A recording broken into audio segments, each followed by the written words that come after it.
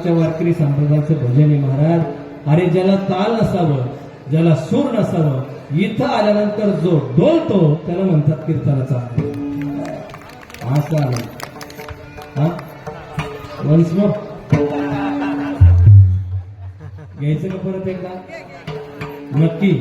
पण तुम्ही सगळ्यांनी प्रतिसाद दिला पाहिजे. देताल का?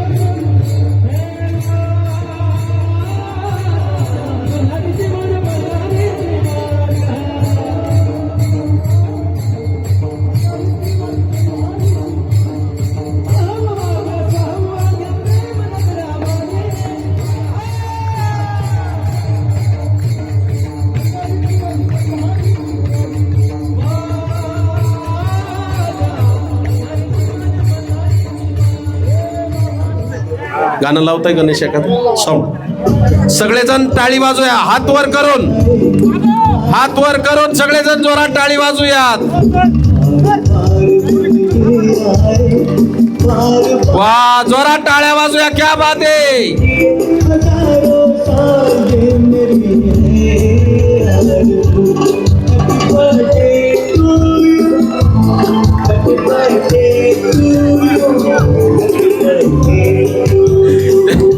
अरे केक दिसू द्या, बरवा पटकन आता.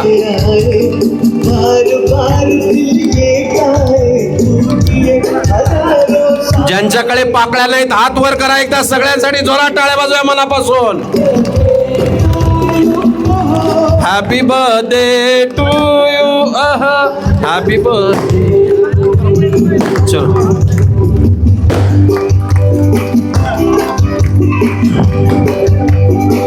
तो एक राहिला होता. तो नाही आला का? उल्लेख करू. सगळ्यांना विनंती असेल बसून घ्या. आता बसून घ्या, बसून घ्या, बसून घ्या, बसून घ्या. सगळेजण बसून घ्या. आता खुर्च्या थोड्या मागे घ्या. पुढे गावकऱ्यांना बसावं लागेल आता कीर्तनासाठी. तर या बाकीच्या ज्या खुर्च्या आहेत ज्याच्यावर ज्येष्ठ नागरिक बसलेले नाहीत त्या थोड्या मागे घ्या शेवटी, म्हणजे इथे पाहुणे गाव ग्रामस्थ बसतील. चला बस. सगळ्यांसाठी महत्वाची सूचना आहे ज्यांचा वाढदिवस आहे. आता इकडे कीर्तनाची पंचपदी सुरू होईल. तुमचा फोटो काढायला फोटोग्राफर येतील, सिंगल सिंगल फोटो घेतील. मी महाराज मंडळी सर्वांना विनंती करतो की आपण पंचपदीला सुरुवात करावी.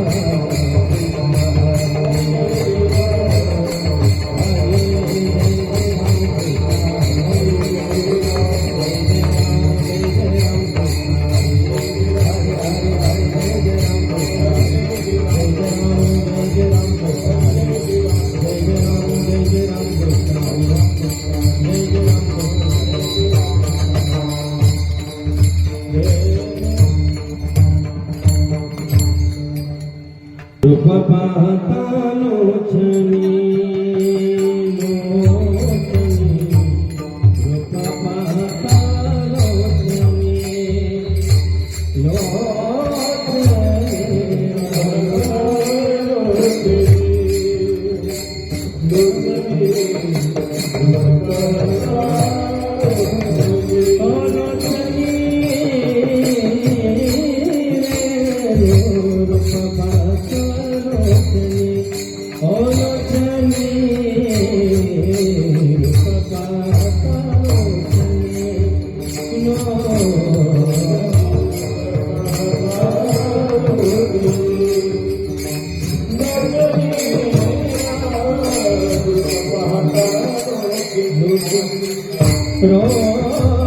सुख झाले सागणी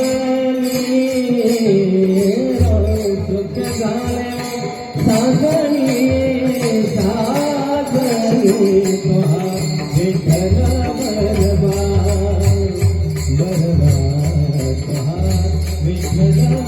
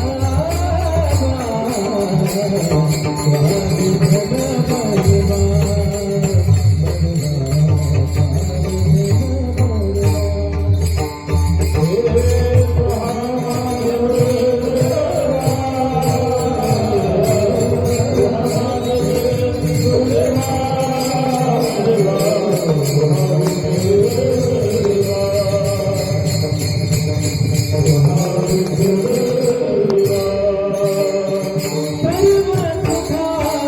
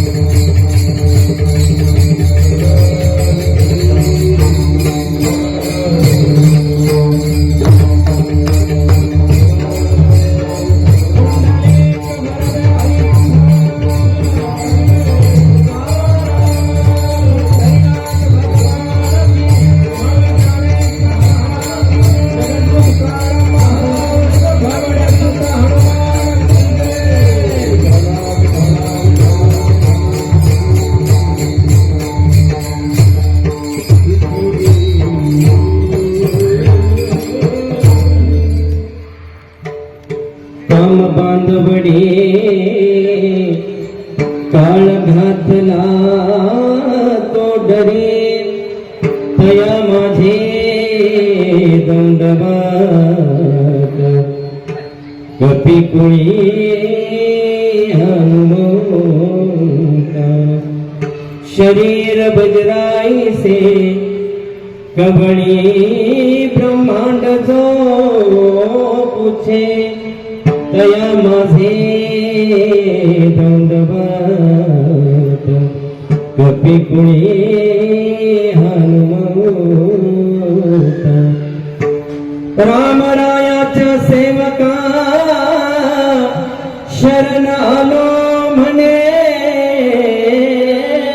तुका तया माझे दंडवत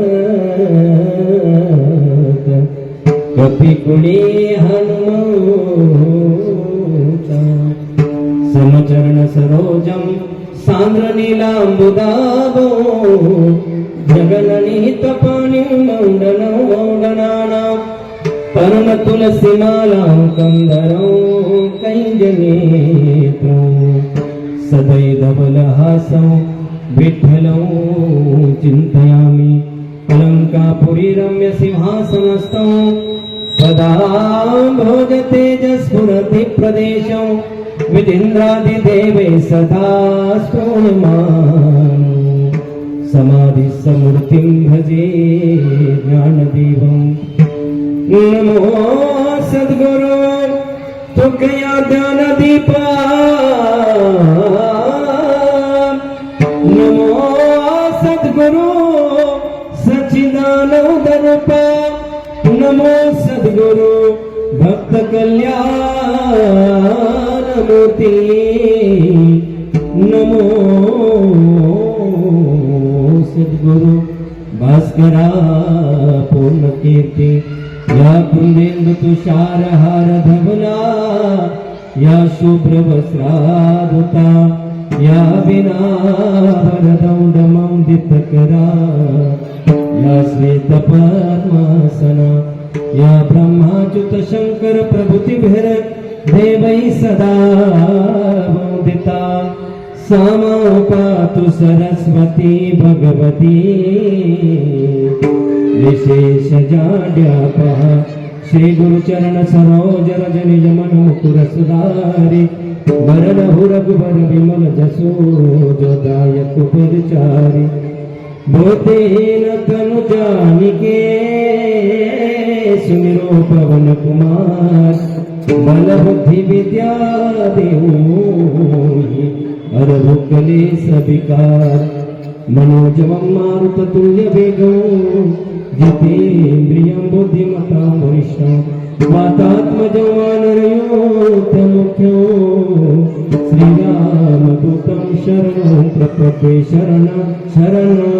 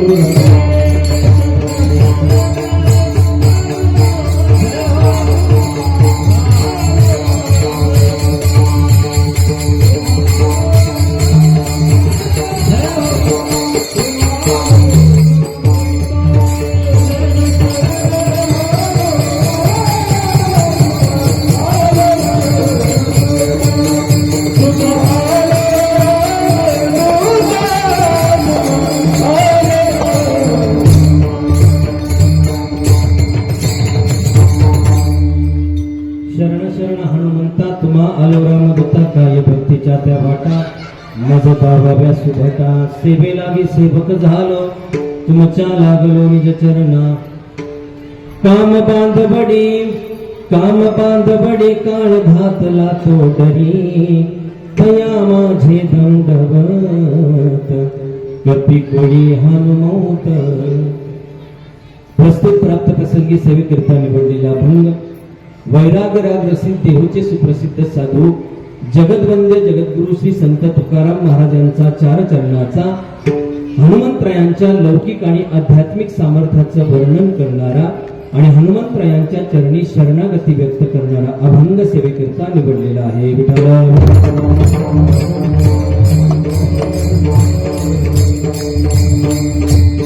सेवेला सुरुवात करण्यापूर्वी अल्पसहा परिहार देणं प्राप्त आहे की आज आपले या श्री क्षेत्र कोल्हेवाडी तालुका संगमनेर या ठिकाणी एक दिवसीय कीर्तन महोत्सवाचं समस्त ग्रामस्थांनी सुंदर असं आयोजन केलेलं आहे.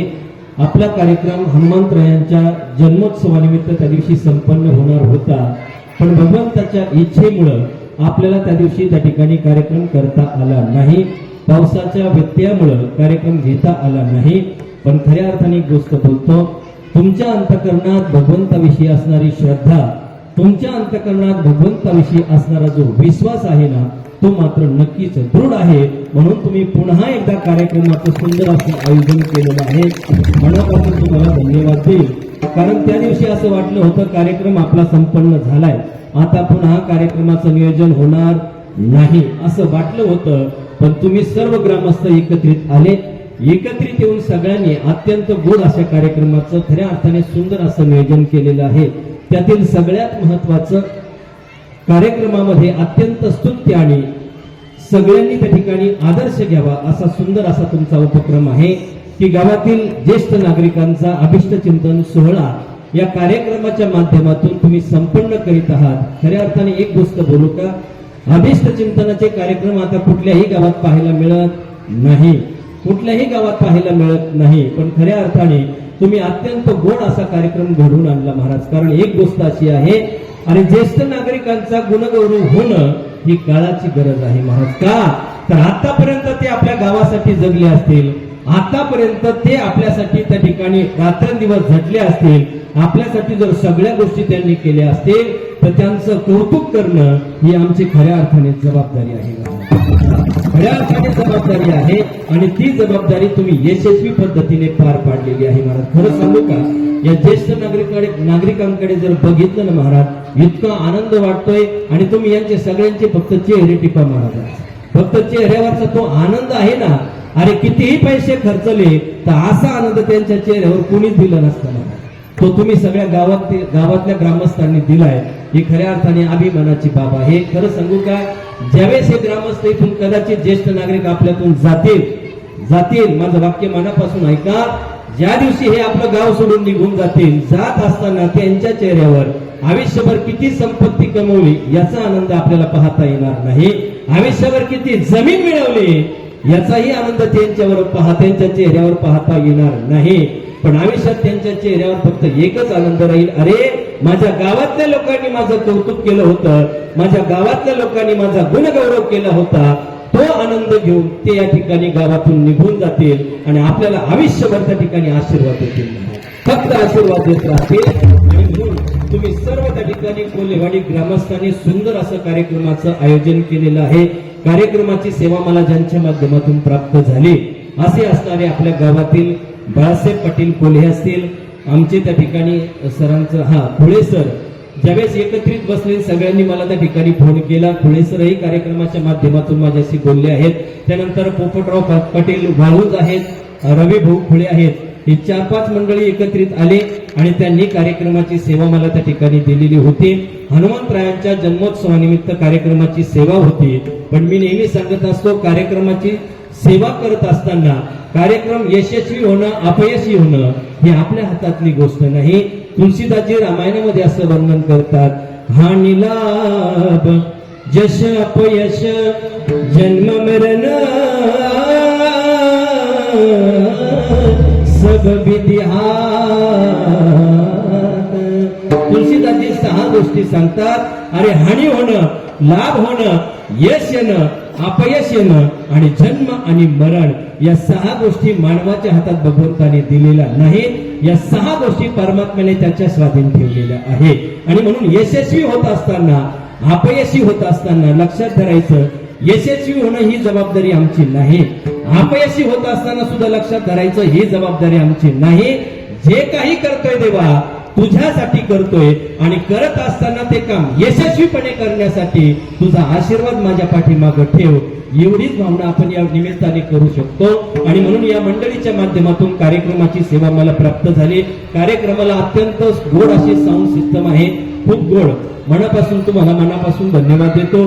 त्यानंतर इथं कार्यक्रमाला अत्यंत गोड गळ्याचे युवा कीर्तनकार, हरिभक्तीपरायण, भजन गंधर्व आमचे शिवाजी महाराज कापडी आहेत, त्यांनाही मनापासून धन्यवाद देतो. त्यानंतर दुसरी पहिली चाल गात असताना ज्यांनी पाठीमागे सुंदर अशी साथ केली, आपल्याच गावातील भूषण, आपलं त्या ठिकाणी भूमिपुत्र असणारे हरिभक्तीपरायण युवा कीर्तनकार, सध्या महाराष्ट्राच्या कानाकोपऱ्यात ज्यांचं नाव आवर्जून त्या ठिकाणी आदराने घेतलं जातं असे असणारे किरणजी महाराज कोल्हे सुद्धा कार्यक्रमाला उपस्थित आहेत. त्यांच्याच कुशल अशा मार्गदर्शनाखाली तयार झालेले उद्याचं वारकरी संप्रदायाचं भवितव्य आणि भविष्य, ज्यांच्या कुशल अशा मार्गदर्शनाखाली ही सर्व मंडळी तयार होत आहे, अशी सर्व त्या ठिकाणी वारकरी संप्रदायातील विद्यार्थी वृंद हे सुद्धा कार्यक्रमाला उपस्थित आहेत. आणि कुठलाही कार्यक्रम होत असताना आतापर्यंत संप्रदायाची जबाबदारी ज्यांनी स्वीकारली आणि संप्रदायाचं कार्य अविरतपणे ज्यांनी पुढे नेण्याचं काम केलं, अशी असणारी सर्व आमची ज्येष्ठ आणि श्रेष्ठ त्या ठिकाणी भजनी मंडळी, यांचाही कार्यक्रमाला त्या ठिकाणी यांची उपस्थिती आहे, यांनाही मनापासून धन्यवाद देतो. इकडं माझ्या डाव्या हाताला उभ्या असणाऱ्या सर्व माता माऊली आहेत, विनेकरी बाबा आहेत. इकडं गोड असा मृदंग ज्यांचा आपण ऐकत आहोत, आपल्याच गावातील असणारे हरिभक्तीपरायण मृदंगाचार्य निलेशजी महाराज चव्हाण काळे, निलेशजी महाराज काळे सुद्धा कार्यक्रमाला उपस्थित आहेत, त्यांनाही त्या ठिकाणी धन्यवाद देतो.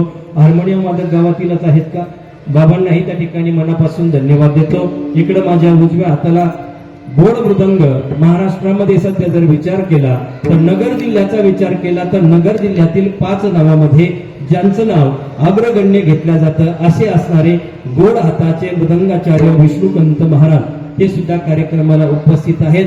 सर्वांना मनापासून धन्यवाद देतो. तुम्ही सर्व माता माऊली आहेत, पुरुष वर्ग सर्वजण कार्यक्रमाला उपस्थित राहिलात, मनापासून धन्यवाद देतो. सर्वांच्या चरणी विनम्र अभिवादन करतो, माझ्या विचाराला प्रारंभ करतो. विठ्ठला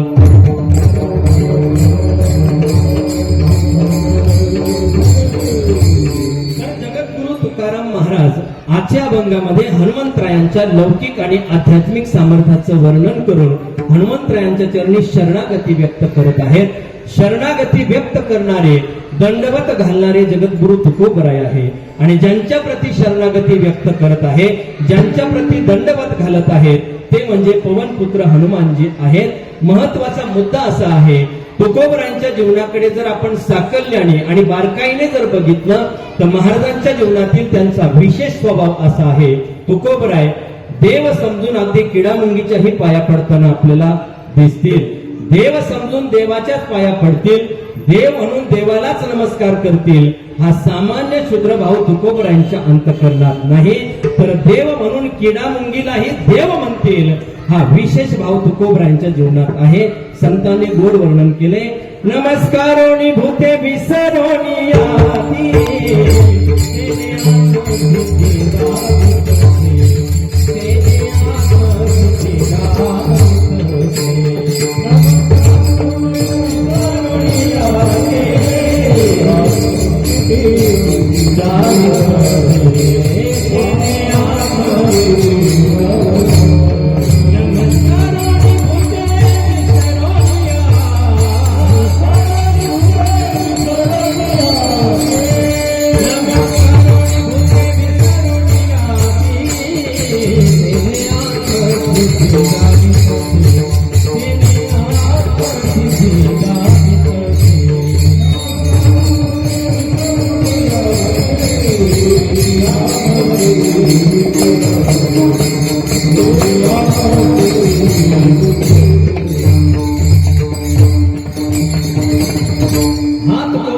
जीवनातील विशेष भाव आहे. कोणता विशेष भाव आहे? हा भाव तुम्हाला सामान्य लोकांच्या मध्ये सुद्धा दिसणार नाही. सामान्य म्हणजे सांसारिक माणसं सोडून द्या. अरे कीर्तनकार असेल, प्रवचनकार असेल, भागवताचार्य, रामायणाचार्य यांच्या कोणत्याही जीवनामध्ये तुम्हाला हा भाव दिसणार नाही. कोणता भाव आहे? तर विसरोनी याती भूते नमस्कारी.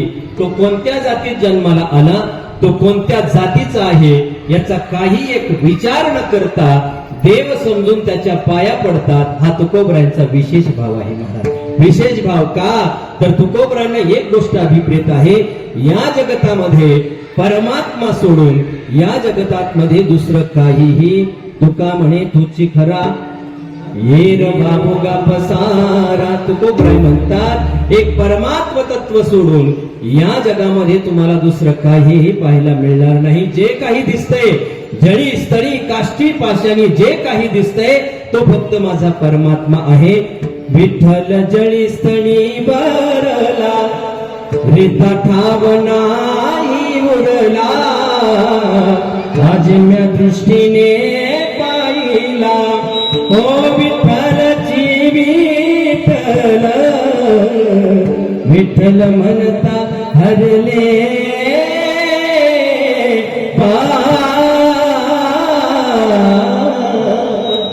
कधी कधी संत महात्मे सांगतात या जगामध्ये परमात्मा वाचून दुसरं काही नाही. जे काही दिसते लाकूड दिसत असेल, दगड दिसत असेल, पर्वत दिसत असतील, हे सगळं परमात्म्याचं काय आहे, स्वरूप आहे. या सगळ्यामध्ये माझा परमात्मा कसा आहे, व्यापक आहे. व्यापक सगळीकडे आणखी खूप प्रमाण आपल्याला पाहता येते. विठू सर्वत्र घन दाटवो, पंढरी विश्वाची या पेठ, दुजा नाही रे वैकुंठ, दुजा नाही रे वैकुंठ. सजाये तेची लिनरावो, सजाये तेची लिनरावो, जीवाच्या जीवन गावो सजावो.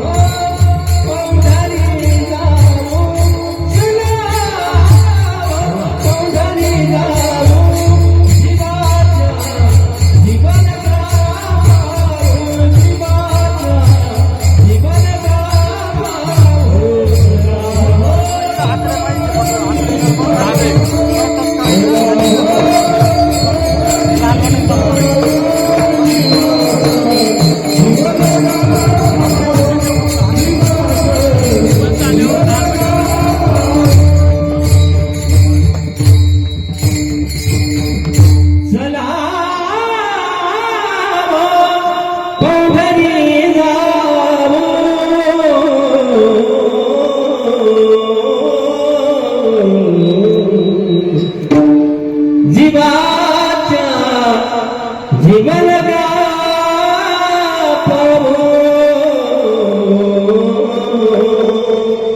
विठू सर्वत्र घनदाट.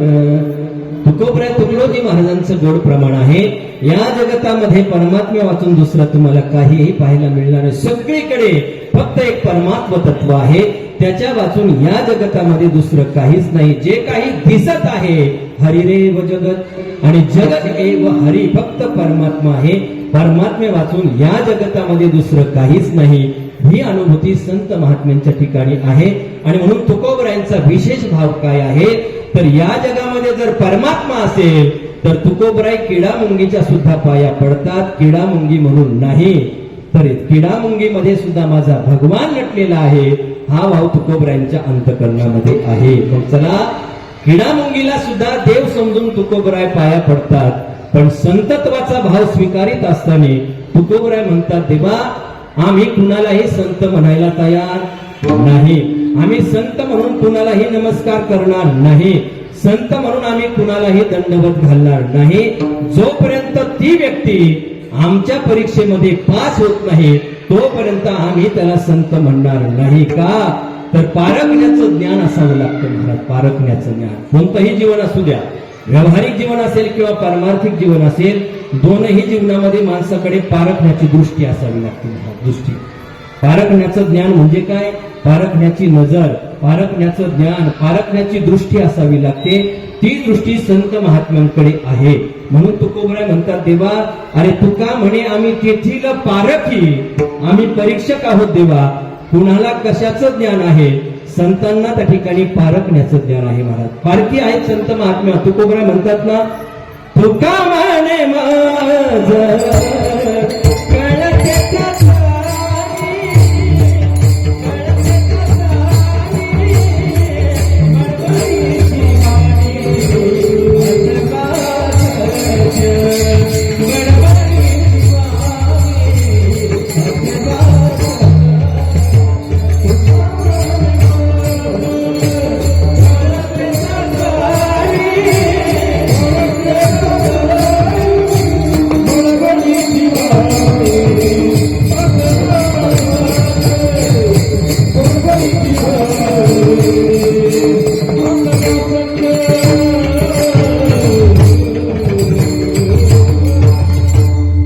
तुकोबराय म्हणतात आमच्याकडे चाचणी आहे म्हणजे परखण्याचं ज्ञान आमच्याकडे आहे. चाचणी म्हणजे परीक्षा. चाचणी म्हणजे काय? पारखण्याचं ज्ञान. चाचणी म्हणजे परीक्षा. परीक्षा घेण्याचं सामर्थ्य संताकडे आहे. म्हणून तर तुकोबराय म्हणतात देवा आम्ही परीक्षक आहोत, आम्हाला चाचणी कळते, आम्हाला परीक्षा कळते आणि म्हणून आमच्या परीक्षेत जो उत्तीर्ण होईल त्यालाच आम्ही संत म्हणू, इतरांना संत आम्ही म्हणणार नाही. म्हणून जीवन कोणतंही असू द्या, त्या पोरांना थोडस जरा शांत करता का? लई गोंधळ घालू राहिले ते मग पासून. आधीच काय कमी झालाय का? तो इतकं नवीन घालायची गरजच नाही ना.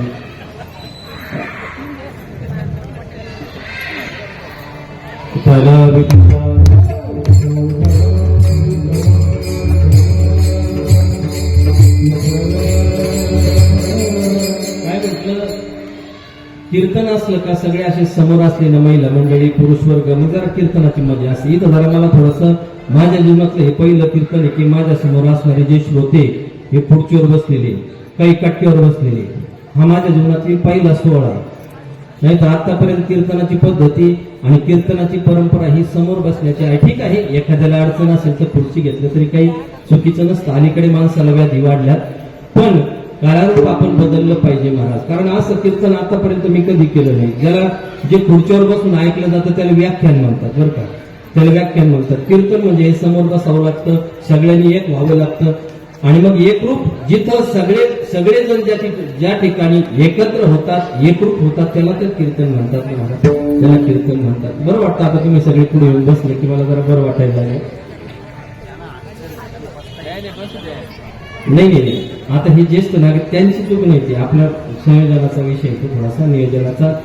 त्यांना एका बाजूला अगोदर बसवायला पाहिजे. त्यांचा प्रॉब्लेमच होतो, त्यांना खाली बसता येते, त्यांची चूक नाही. आपण त्यांना इथं आणून बसवलं, आपल्याला त्यांना काढता येईल. आपण अगोदर नियोजन बाजूला करायला पाहिजे होतं ते, किंवा कार्यक्रम हा पूर्ण करून त्यांना बाजूला शिफ्ट केला असतं ना, मग स्वतंत्र आपल्याला सोपं गेलं असतं सगळं. आता ते इथं बसल्यामुळे बाकीच्यांना इथे येता यायला आणि त्यांना सोपंच झालं ना. त्यांना आधीच हौसन त्यात पडला का ते आधीच कट्ट्यावर जाऊन बसले. आता दररोज कट्ट्यावर जाऊन बसले सवयच असते काही सगळं, आणि त्यांना आयता कट्टा आपण तयार केला ना, बरोबर आहे की नाही? म्हणजे सगळेच तुम्ही कट्ट्यावर बसणारे असं समजू नका, मला तसं म्हणायचं नाही. पण तुम्ही सगळे आता असे समोर असते की मग जसा एकरूप होतो माणूस, बोलताना आनंद येतो, माझं बोलणं तुमच्यापर्यंत पोहोचतं की याचा अंदाज येतो. सध्या मी फक्त हवेतच बोलतो इथं. हवेत म्हणजे आहे जमिनीवर पाय माझे, इकडे तिकडे नका करू तुम्ही.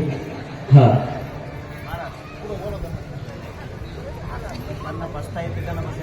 नाही, जाऊ द्या. आता राहिलाच किती, पाऊण तास आपल्याकडे राहिले. 9:30ला महाराजांनी सांगितलंय, आदेश दिलाय की 9:30 पर्यंत थांबायचं. पटवंतरायाकडे 1 तास होता, पण मी इतका भाग्यवान आहे, पाऊण तासच माझ्याकडे राहिलाय फक्त. असं जाऊ द्या, काही नाही, आपलं कीर्तन उठून घेऊ आपण बरोबर वेळेमध्ये. जास्त तुमचा वेळ मी घेणार नाही, फक्त तुम्ही सगळेजण मला थोडं सहकार्य करा. वाईट वाटून घेऊ नका माझ्या बोलण्याचं. पण जी संप्रदायाची परंपरा आहे ती मांडणं, ती लोकांच्या समोर नेणं ही आमची जबाबदारी म्हणून बोललो. आणि आमची परंपरा सुद्धा तीच आहे. आमचे गुरुवर्य पुंडलिक महाराज जंगले शास्त्री महाराष्ट्रामध्ये ती एक अशी तोप येतो. एखादी गोष्ट चुकली की ते डायरेक्ट सगळ्या गोळ्या घालून मोकळे होते, मग विचारते काय झालं तुम्हाला. असं येते. आणि म्हणून जाऊ द्या, बाकीचा विषयांतर आपण सोडून देऊ. तुम्ही सगळे फक्त एकरूप व्हा, माझ्याशी एकरूप व्हा. पाऊण तास मी कीर्तनाची सेवा करील आणि मग त्याच्यानंतर मी थांबणार आहे. चला विठ्ठल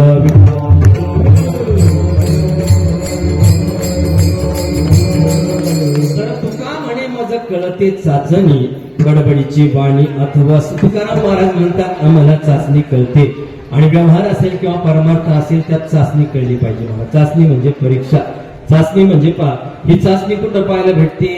ही चाचणी आपल्याला स्वयंपाकामध्ये पाहायला भेटते महाराज. कुठं? स्वयंपाकामध्ये साखरेच्या पाकामध्ये चाचणी असते महाराज, साखरेच्या पाकामध्ये.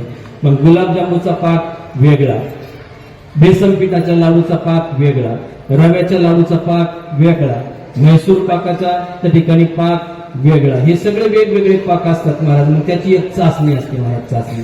आणि ती चाचणी प्रत्येक स्वयंपाक करणाऱ्याला कळतेच असं एखाद्याला कळते महाराज. पहा तुम्ही गावाकडे जर आपण एखादा आचारी पाहिलं ना, लोक म्हणतात महाराज अहो आमच्या गावातल्या आचार्यासारखा आचारीच नाही. दिंडीत जर गेला तर अशी आमटी करतो, अशी आमटी करतो. अहो लोक फक्त असे बोट असे त्या ठिकाणी पुसून चाटून पुसून हातात म्हणजे एवढी गोड आमटी करतो. मग त्याला जर विचारलं ना बाबा 1000 लोकांना किती आमटी लागेल, तो म्हणतो 2-3 कढ्या करावं लागतील. त्याला अंदाज नसतो महाराज, त्याला चाचणी कळत नाही. तो करतो स्वयंपाक अत्यंत गोड, पण प्रत्येकाला चाचणी कळतेच असं नाही. काय झालं महाराज, शिवाजी महाराज एकदा काशीला आमचा आता राहू द्या ना, आता त्याच्यात परत 10 मिनिटं जातील आपले. नको राहू द्या आता जे आहे ते राहू द्या, तुम्ही बसू द्या त्यांना सांगतो. आता तुम्ही फक्त येत व्हा माझ्याशी. मी ताणून तुणून ओढून ताणून वातावरण तयार करतो, तुम्ही परत सगळं वातावरण ढिल्लं करताय. याच्यातच चाललंय आपलं ढिल्लन तयार करणं, याच्यातच चाललंय. असू द्या माता माऊला सगळ्या तुम्ही शांत बसा आजी बसा. खुर्चीवर बसलं तरी चालेल, तुम्हाला परवानगी दिलेली आता. हा बसा. काय सांगत होतो मी, कीर्तन करा. दोन आठवण करून दिली, धन्यवाद. हा तर माझा मुद्दा असा होता, प्रत्येक माणसाला चाचणी कळत नाही. मी असं सांगत होतो, आम्ही एकदा काशीला सप्ताह केलं बरं का. आणि काशीला सप्ताह करत असताना मग गावात आमची मिटिंग बसली, गावातले सगळे सहकारी होते. 250 लोकांचं नियोजन झालं, रेल्वेचे तिकीट काढले, सगळं झालं. मग आता तिकडं स्वयंपाकासाठी आचारी न्यायचा. मग आचारी न्यायचा असताना कोणता न्यावा, सहज गावात विषय म्हणलं. गावातले लोक म्हणले महाराज आपल्या गावातला आचारी नाव 1 नंबर म्हणले, अशी आमटी करतो, असं पिठलं बनवतो म्हणले, तुम्ही काळजीच करू नका, याच्यासोबत दुसरं आचारीच न्यायचं. मी म्हणलं बरं ठीक आहे, म्हणलं गावातला माणूस हे चांगली सेवा करेल, निष्ठेने करील, म्हटलं चला काही अडचण नाही. मग आचार्य नेला, पण त्याचं असं होतं त्याला चाचणीच करत नव्हती. स्वयंपाक खूप चांगला करायचा, पण चाचणी नाही ना, अंदाज नाही, कोणीच नाही महाराज. मग आम्ही काशीत गेल्यानंतर शिवाजी महाराज त्या ठिकाणी जर आपण म्हणलो ना हिरवी मिरची आणायची, किती किलो आणायची, तो माझ्या 7-8-10 किलो घेऊन ये. आता 7 की 8 की 10 कळायलाच पाहिजे ना महाराज. आपण म्हणलो ना कोथिंबीर आणायची, किती जुड्या घेऊन येतो, माझ्या 10-20 जुड्या घेऊन येतो. आता 10-20 जुड्या आणल्यानंतर त्या खराबच होणार आहे महाराज. लागतात किती 2 जुड्या, तेवढं सांगायला पाहिजे. अंदाजच नाही महाराज. त्याने एकदा भाजी बनवली शिवाजी महाराज, अशी घट्ट भाजी करून टाकली, इतकी घट्ट केली. मी लावाचे आचारी मामा एवढी घट्ट भाजी असते म्हणलं. आता तुम्ही त्या ठिकाणी पात्रावर आपल्याला त्या भातावर भाजी वाढायची. मग भातावर भाजी वाढत असताना ते पातळ पाहिजे म्हणजे लोक खातील कसे. ते म्हणले महाराज तुम्ही टेन्शन न घेऊ, गावाकडचा आचारी म्हणलं आतापर्यंत लय दिंड्या पालथ्यावर ते केलं म्हणलं, तुम्ही टेन्शन घेऊ नका म्हणले. मग लावा आता घट्ट झालेली भाजी पातळ कशी करणार, तो म्हणला तुम्ही टेन्शन न घेऊ. त्यांनी लगेच 2-3 बादल्या भरल्या, निबार बादल्या त्याच्यात ओतून दिल्या. आता याला आचारी म्हणतात. म्हणजे प्रत्येकाला चाचणी कळते असं नाही महाराज, एखाद्यालाच कळते महाराज. एखाद्याला काय झालं, पूर्वीच्या कालची पद्धती होती, एकाच्या पोरीचं लग्न ठरलं महाराज. आणि मग लग्न ठरल्यानंतर त्याने मजुरी ठरवली आचार्याला. आता पूर्वीच्या काळी सगळं, आताच्या काळात सगळं रेडीमेड मिळतं महाराज. रेडीमेड जसं आपण एखाद्या कपड्याच्या दुकानात गेलं का, तिथं जसे रेडीमेड कपडे असतात. कोरोना काळापासून रेडीमेड स्वयंपाक सुरू झाले. आता आचार्याकडे जायचं काम नाही, यादी मग बोलवायचं काम नाही, फक्त आचार्याला फोन करायचा आणि आचार्याला म्हणायचं 100 लोकांचा स्वयंपाक करायचा, मेनू कार्ड ठरवून द्यायचं, पदार्थ ठरवून द्यायचे. तो बरोबर आपल्या वेळेत त्या ठिकाणी गाडीमध्ये सगळं भरतो आणि आपल्यासमोर रेडीमेड उपलब्ध करतो. बरोबर आहे की अलीकडे. पण पूर्वीच्या काळी तसं नसायचं महाराज. पूर्वीच्या काळी पद्धती असायची, तो आचार्य असा कवचे आणि झाऱ्या घेऊन यायचा आणि आल्यानंतर मग काय करायचं, आलं की मग त्याने एका ठिकाणी पिंडी सारखा आकार करायचा, चुलंगण खांदायची जागा दाखवायची, मग चुलंगण खांदून घ्यायचं, मग सरपण आणायचं, सरपण त्याच्यात ओतायचं, मग त्याच्यावर रॉकेट टाकायचं, मग काडी लावायची, मग तिथून पुढे स्वयंपाकाला सुरुवात व्हायची. ही पूर्वीच्या काळची पद्धती होती. कधी गॅसच्या जन्माच्या पूर्वीची घटना सांगतोय तुम्हाला. अलीकडे गॅसवर आल्यामुळे आता माणसं सुद्धा अलीकडे गॅसवरच आलेत महाराज सध्या. जगाचा जर सध्या विचार केला नाही या युद्धामुळं, अलीकडे माणसं गॅसवर येण्याची शक्यता आहे. आता सध्या थोडं नियोजन आपण केलं पाहिजे. कारण का तर अलीकडे गॅसची टंचाई निर्माण झाली आणि आपल्याला परत पूर्वीच्या सारखं परत सरपणावर जावा, म्हणजे तिकडं सरपणाचा नका डोक्यात घेऊ. मी लाकडाबद्दल बोलतोय. आचारी बनवत असताना जे आपण त्या ठिकाणी लाकडाचं जाळ करतो ना, त्या लाकडाबद्दल बोलतोय. तिकडची लाकडं डोक्यात नका, ते तर आहे डोक्यात घ्यायचं कामच नाही. त्या लाकडावर जायचंच आहे आपल्याला एक दिवसाच्या, डोक्यात घ्यायचं काय काम आहे. हा तर त्या ठिकाणी पूर्वीच्या काळची पद्धत होती, त्याने आचार्याला स्वयंपाक ठरवला, 25,000 रुपये मजुरी ठरली महाराज. आणि 25,000 रुपये मजुरी ठरल्यानंतर त्याने सांगितलं मला घ्यायला यायचं. मग त्या ठिकाणी मालकने व्याला गाडी घेतली, त्याला त्या ठिकाणी आचार्याच्या घरी गेला. आचार्य पाठीमागे बसला, झाऱ्या हातात घेतला, कवच्या हातात घेतला, दोघं घरी आले. आचार्याला त्या ठिकाणी बसायला खुर्ची दिली आणि मस्त त्या ठिकाणी खरपूस दुधाचा चहा बनवला, आचार्याच्या हातात बशी दिली. आचार्याने चहा पिला. तो म्हणला आता मला जास्त वेळ नाही, पटापटा पुढचे कामं करायचे, मला सांगा म्हणले आता त्या ठिकाणी चूल अंगण कुठं खांदायचं ती जागा दाखवा. मग त्या ठिकाणी टिकाऊ घेतला, फावडं घेतलं, गमिले घेतले, सगळं कोणी घेतलं? मालकाने हे सगळं सोबत घेतलं, ती जागा दाखवली. जागा दाखवल्यानंतर त्याने एक असा पिंडीचा आकार तयार केला आणि मालकाला सांगितलं आता इथं सगळं त्या ठिकाणी तुम्ही खांदायचं. टिकावाने सगळं खांदून झालं रे झालं की गमिल्यात माती भरायची, सगळी माती बाजूला टाकून द्यायची, मला चूल अंगण रेडी करून द्यायचं. मग मालकाने टिकाव हातात घेतला आणि मालकाने त्या ठिकाणी चूल अंगण खांदलं, कारण पूर्वी तशीच पद्धती असायची. तो त्या ठिकाणी आचारी होता, तो मस्त असा खुर्चीवर बसलेला होता आणि तो याला ऑर्डर सोडत होता. मग त्या ठिकाणी चूल अंगण खांदून झालं. तो म्हणला आता चूल अंगण खांदून झाला तर एक काम करा, ती कढई घ्या म्हणला ठेवा इथं. मालक गेला, कढई उचलली ठेवली चूल अंगणावरती. तो म्हणला आता एक काम करा, सरपण घ्या. सरपण घेतलं, टाकलं सगळं सरपण पुढं चूल अंगणामध्ये सगळं सरपण टाकलं. तो म्हणला आता एक काम करा, रॉकेल आणा म्हणले आणि रॉकेल आणून त्या ठिकाणी पेटवा. रॉकेल आणलं, त्याच्यावर रॉकेल टाकलं, काडी लावली, चूल अंगण पेटलं महाराज. तो म्हणला आता एक काम करा, जा म्हटलं पटकन त्या ठिकाणी पाण्याच्या बादल्या घ्या, सगळीकडे हे पाण्याने भरवा. मालक पळत पळत गेला महाराज, 2-4 बादल्या घेतला, पळत पळत टिपळ भर पाणी त्या ठिकाणी चूल अंगणामध्ये त्या कढईमध्ये त्या ठिकाणी सगळं पाणी ओतलं महाराज. पाणी ओतून झालं म्हणलं जा पटकन साखरेचं पोतं घेऊन या. मालक पळत पळत गेला, साखरेचं पोतं उचललं, पळत पळत घेऊन आला, साखर टाकली महाराज त्या पाण्यात. आणि मग त्या ठिकाणी आचार्याने सांगितलं घ्या तो गावच्या हातात. कोणी घेतला? हे महत्वाचं, हे डोक्यात धरा तुम्ही. मालकाने कवच्या हातात घेतला. आचार्य म्हणला हलवा जोरात, म्हणला अजिबात घट्ट झाली नाही पाहिजे, हलवत राहा म्हणला, मी जोपर्यंत सांगत नाही तोपर्यंत हलवत राहा. आणि मग त्या ठिकाणी मालकाने कवच्या घेऊन हलवायला सुरुवात केली. जोपर्यंत आचार्य थांबत नाही तोपर्यंत मालकाने कवच्याने सगळी साखर त्या ठिकाणी हलवली, त्याचा पाक तयार झाला. आणि मालकाने डोक्याला हात लावला, म्हणला 25,000 रुपये ठरले.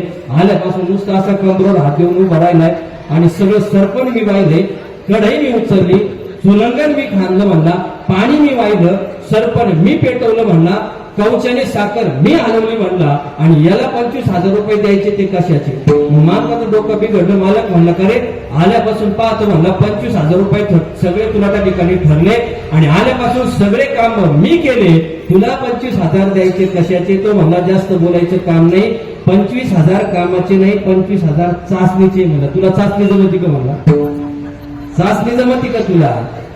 साखर टाकायचं काम करू शकतो, पण पाण्यामध्ये किती साखर टाकली पाहिजे, ती किती कडक झाली पाहिजे, किती लूप झाली पाहिजे, याची एक चाचणी असते. मग हे जे 25,000 आहे ना, हे कामाचे नाही, 25,000 चाचणीचे म्हणतात. ही चाचणी ना, ही चाचणी कळावी लागते महाराज. तसं तुकोबरा म्हणतात आम्हाला परमार्थामध्ये चाचणी कळते, आमच्याकडे पारखण्याचं ज्ञान आहे.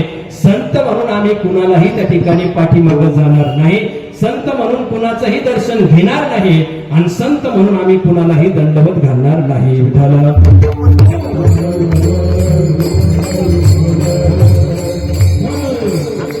एक दिवस तर घटना अशी घडली, भगवान परमात्मा तुकोबरायांच्या समोर आला आणि तुकोबरायांना म्हणू लागला, तुकोबराय अहो संत म्हणून तुम्ही आपल्याला त्या ठिकाणी संत म्हणलं पाहिजे.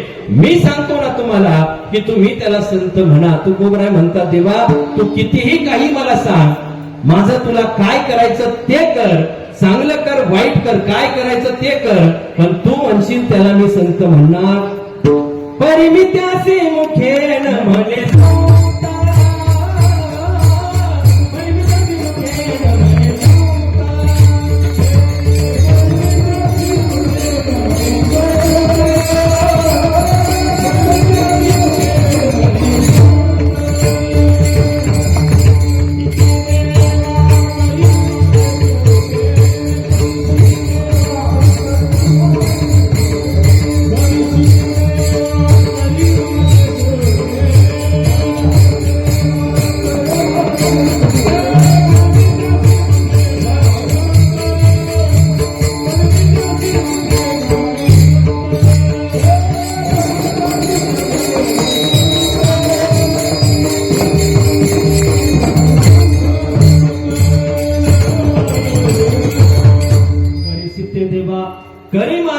मुखे आणि परे मी त्यासी मुखे न म्हणे संत देवा तुला काय करायचं ते कर पण तू म्हणशील त्याला आम्ही संत म्हणू शकत नाही का जोपर्यंत तो आमच्या परीक्षेत उत्तीर्ण होत नाही जोपर्यंत तो आमच्या परीक्षेत पास होत नाही ना तोपर्यंत आम्ही त्याला संत म्हणणार नाही. काय संतांची अवस्था पहा बरं तुम्ही.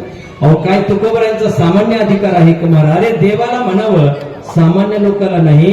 देवाला म्हणावं देवाला देवा तुला काय करायचं ते कर पण तू म्हणशील त्याला आम्ही संत म्हणणार नाही. हा बाणा फक्त वारकरी संप्रदायाच्या संतांकडेच पाहायला मिळतो.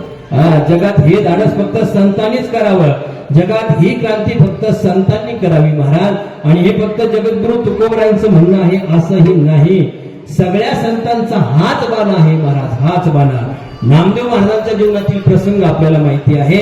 एक दिवस भगवान परमात्मा नामदेव महाराजांच्या समोर आला आणि नामदेव महाराजांना म्हणू लागला की नामदेवा अहो या युगामध्ये मी अवतार धारण केलाय. या युगात मी तुमचा देव त्या ठिकाणी विठ्ठल आहे पांडुरंग आहे आणि तुम्ही माझे भक्त त्या ठिकाणी नामदेव महाराज आहात. पण याच युगामध्ये अवतार धारण केला असं नाही. प्रत्येक युगात मी अवतार घेतच गेलो आणि प्रत्येक युगात मला भक्त मिळतच गेले म्हटले. प्रत्येक युगात मी अवतार धारण केलाय कारण का तर संतांची भक्ती ही युग परत्वे सांगितलेली आहे. नामदेव महाराज एकाच काळात जन्माला आले असं नाही. प्रत्येक युगामध्ये भगवंताने जसा अवतार धारण केला तो जसा भगवान आहे तसे संत म्हणून ते देखील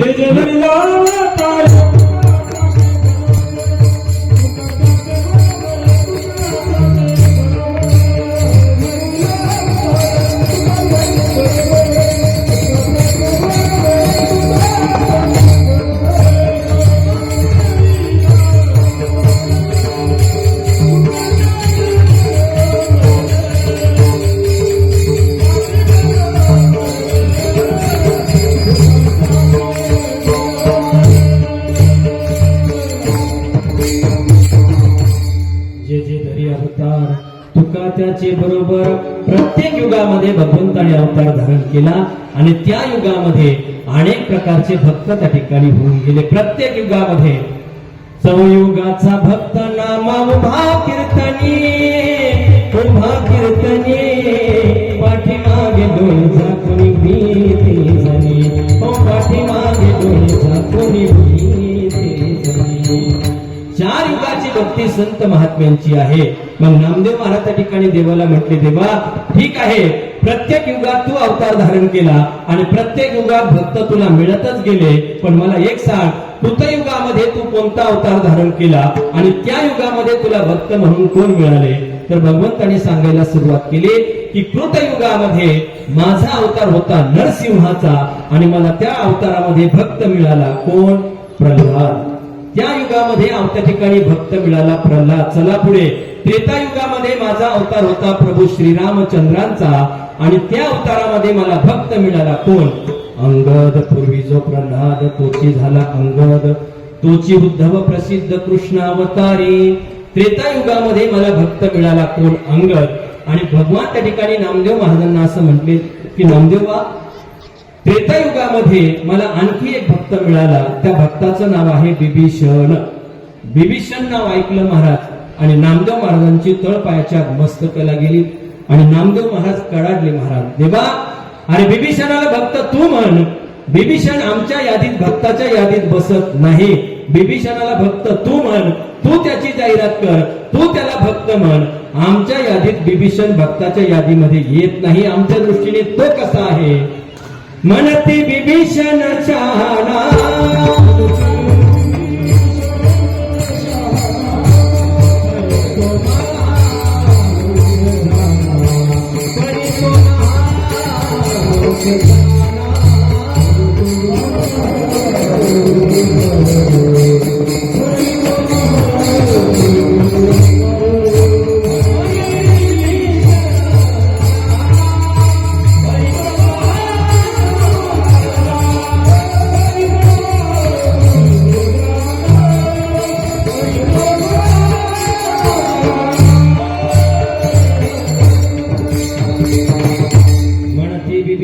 शहाणा आणि परी तो महामूर्ख जना. नामदेव महाराज म्हणले देवा बिभीषणाला भक्त तू म्हण आम्ही बिभीषणाला भक्त म्हणत नाही. आता विचार करा महाराज, अहो बिभीषणाचा अधिकार काय सामान्य आहे का महाराज? आणि प्रत्यक्ष बिभीषणाला श्रीरामचंद्राचं सगुण रूपाचं दर्शन झालेलं आहे. प्रत्यक्ष रामाजवळ जो राहिला, प्रत्यक्ष रामाने ज्याचा राज्याभिषेक केला आणि लंका त्या ठिकाणी कुणाला दिली? बिभीषणाला दिली. कुठं? लंकेत जाण्याच्या अगोदरच महाराज. समुद्राच्या अलीकडे त्या ठिकाणी राज्याभिषेक केला. अजून लंकेतही गेलेले नाही, युद्धही झालेलं नाही, हारजीत संपन्न झालेली नाही, पण तरी देखील वनवास चालू असताना प्रभूने त्या ठिकाणी बिभीषणाचा राज्याभिषेक केला आणि बिभीषणाला लंका देऊन टाकली. त्यावेळेस प्रभूला एकाने सहज विचारलं की प्रभू, बिभीषण शरण आला म्हणून तुम्ही त्याला लंका दिली, पण उद्या लंकेत गेल्यानंतर जर रावण शरण आला तर त्याला तुम्ही काय द्याल? भगवंताने दिलेलं उत्तर अत्यंत गोड आहे. भगवान असं म्हटले, बिभीषण शरण आला म्हणून मी त्याला लंका दिली, पण उद्या लंकेत गेल्यानंतर जर रावण मला शरण आला ना तर मी त्याला काय देईल? माझी प्राणाही पेक्षा प्रिय असणारी जी अयोध्या आहे ती अयोध्या सुद्धा मी रावणाला देऊन टाकेल. काय अधिकार आहे? विभीषण शरण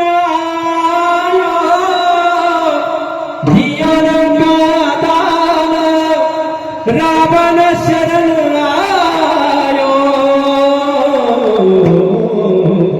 रावण शरण करुंगायो. भगवंताने दिलेलं उत्तर अत्यंत गोड आहे. भगवान असं म्हटले, अरे बिभीषण शरण आला म्हणून मी त्याला लंका दिली, पण लंकेत गेल्यानंतर जर रावण शरण आला ना तर त्याला त्या ठिकाणी मी माझी प्राणाही पेक्षा स्वर्गाही पेक्षा प्रिय असणारी जी अयोध्या आहे ना त्या अयोध्येचा राजा रावणाला त्या ठिकाणी बनवेल आणि अयोध्या त्या ठिकाणी रावणाला देऊन टाकेल. हा आदर्श प्रभू रामचंद्राचा आहे महाराज. काय आदर्श आहे महाराज? अरे आपला त्या ठिकाणी शत्रू आहे, पण शत्रूवरती सुद्धा त्या ठिकाणी दया दाखवणं हा प्रभू रामचंद्राचा त्या ठिकाणी आदर्श आहे. माझा मुद्दा असा होता, बिभीषण भगवंताच्या जवळ राहिला, प्रत्यक्ष सगुण रूपाचं त्याला दर्शन झालं, प्रत्यक्ष भगवंताने त्याचा राज्याभिषेक केला, त्याला राजा बनवलं, पण तरी देखील त्या ठिकाणी नामदेव महाराज असं म्हणतात की त्या ठिकाणी नामदेव महाराज म्हणतात की बिभीषणाला आम्ही भक्त म्हणू शकत नाही. का? तर बिभीषण कसा आहे? म्हणती बिभीषण शहाणा, आमच्या दृष्टीने तो भक्ताच्या यादीत बसू शकत नाही. आमच्या दृष्टीने तो कोण आहे? महामूर्ख. नुसता महामूर्ख नाही, काही शतमूर्ख असतात, काही केवळ मूर्ख असतात, काही ग्राम मूर्ख असतात, याच्यातला नाही. नामदेव महाराज म्हणतात आमच्या दृष्टीने तो कसा आहे? महामूर्ख आहे. महा म्हणजे महाराष्ट्राचा मूर्ख. विठ्ठल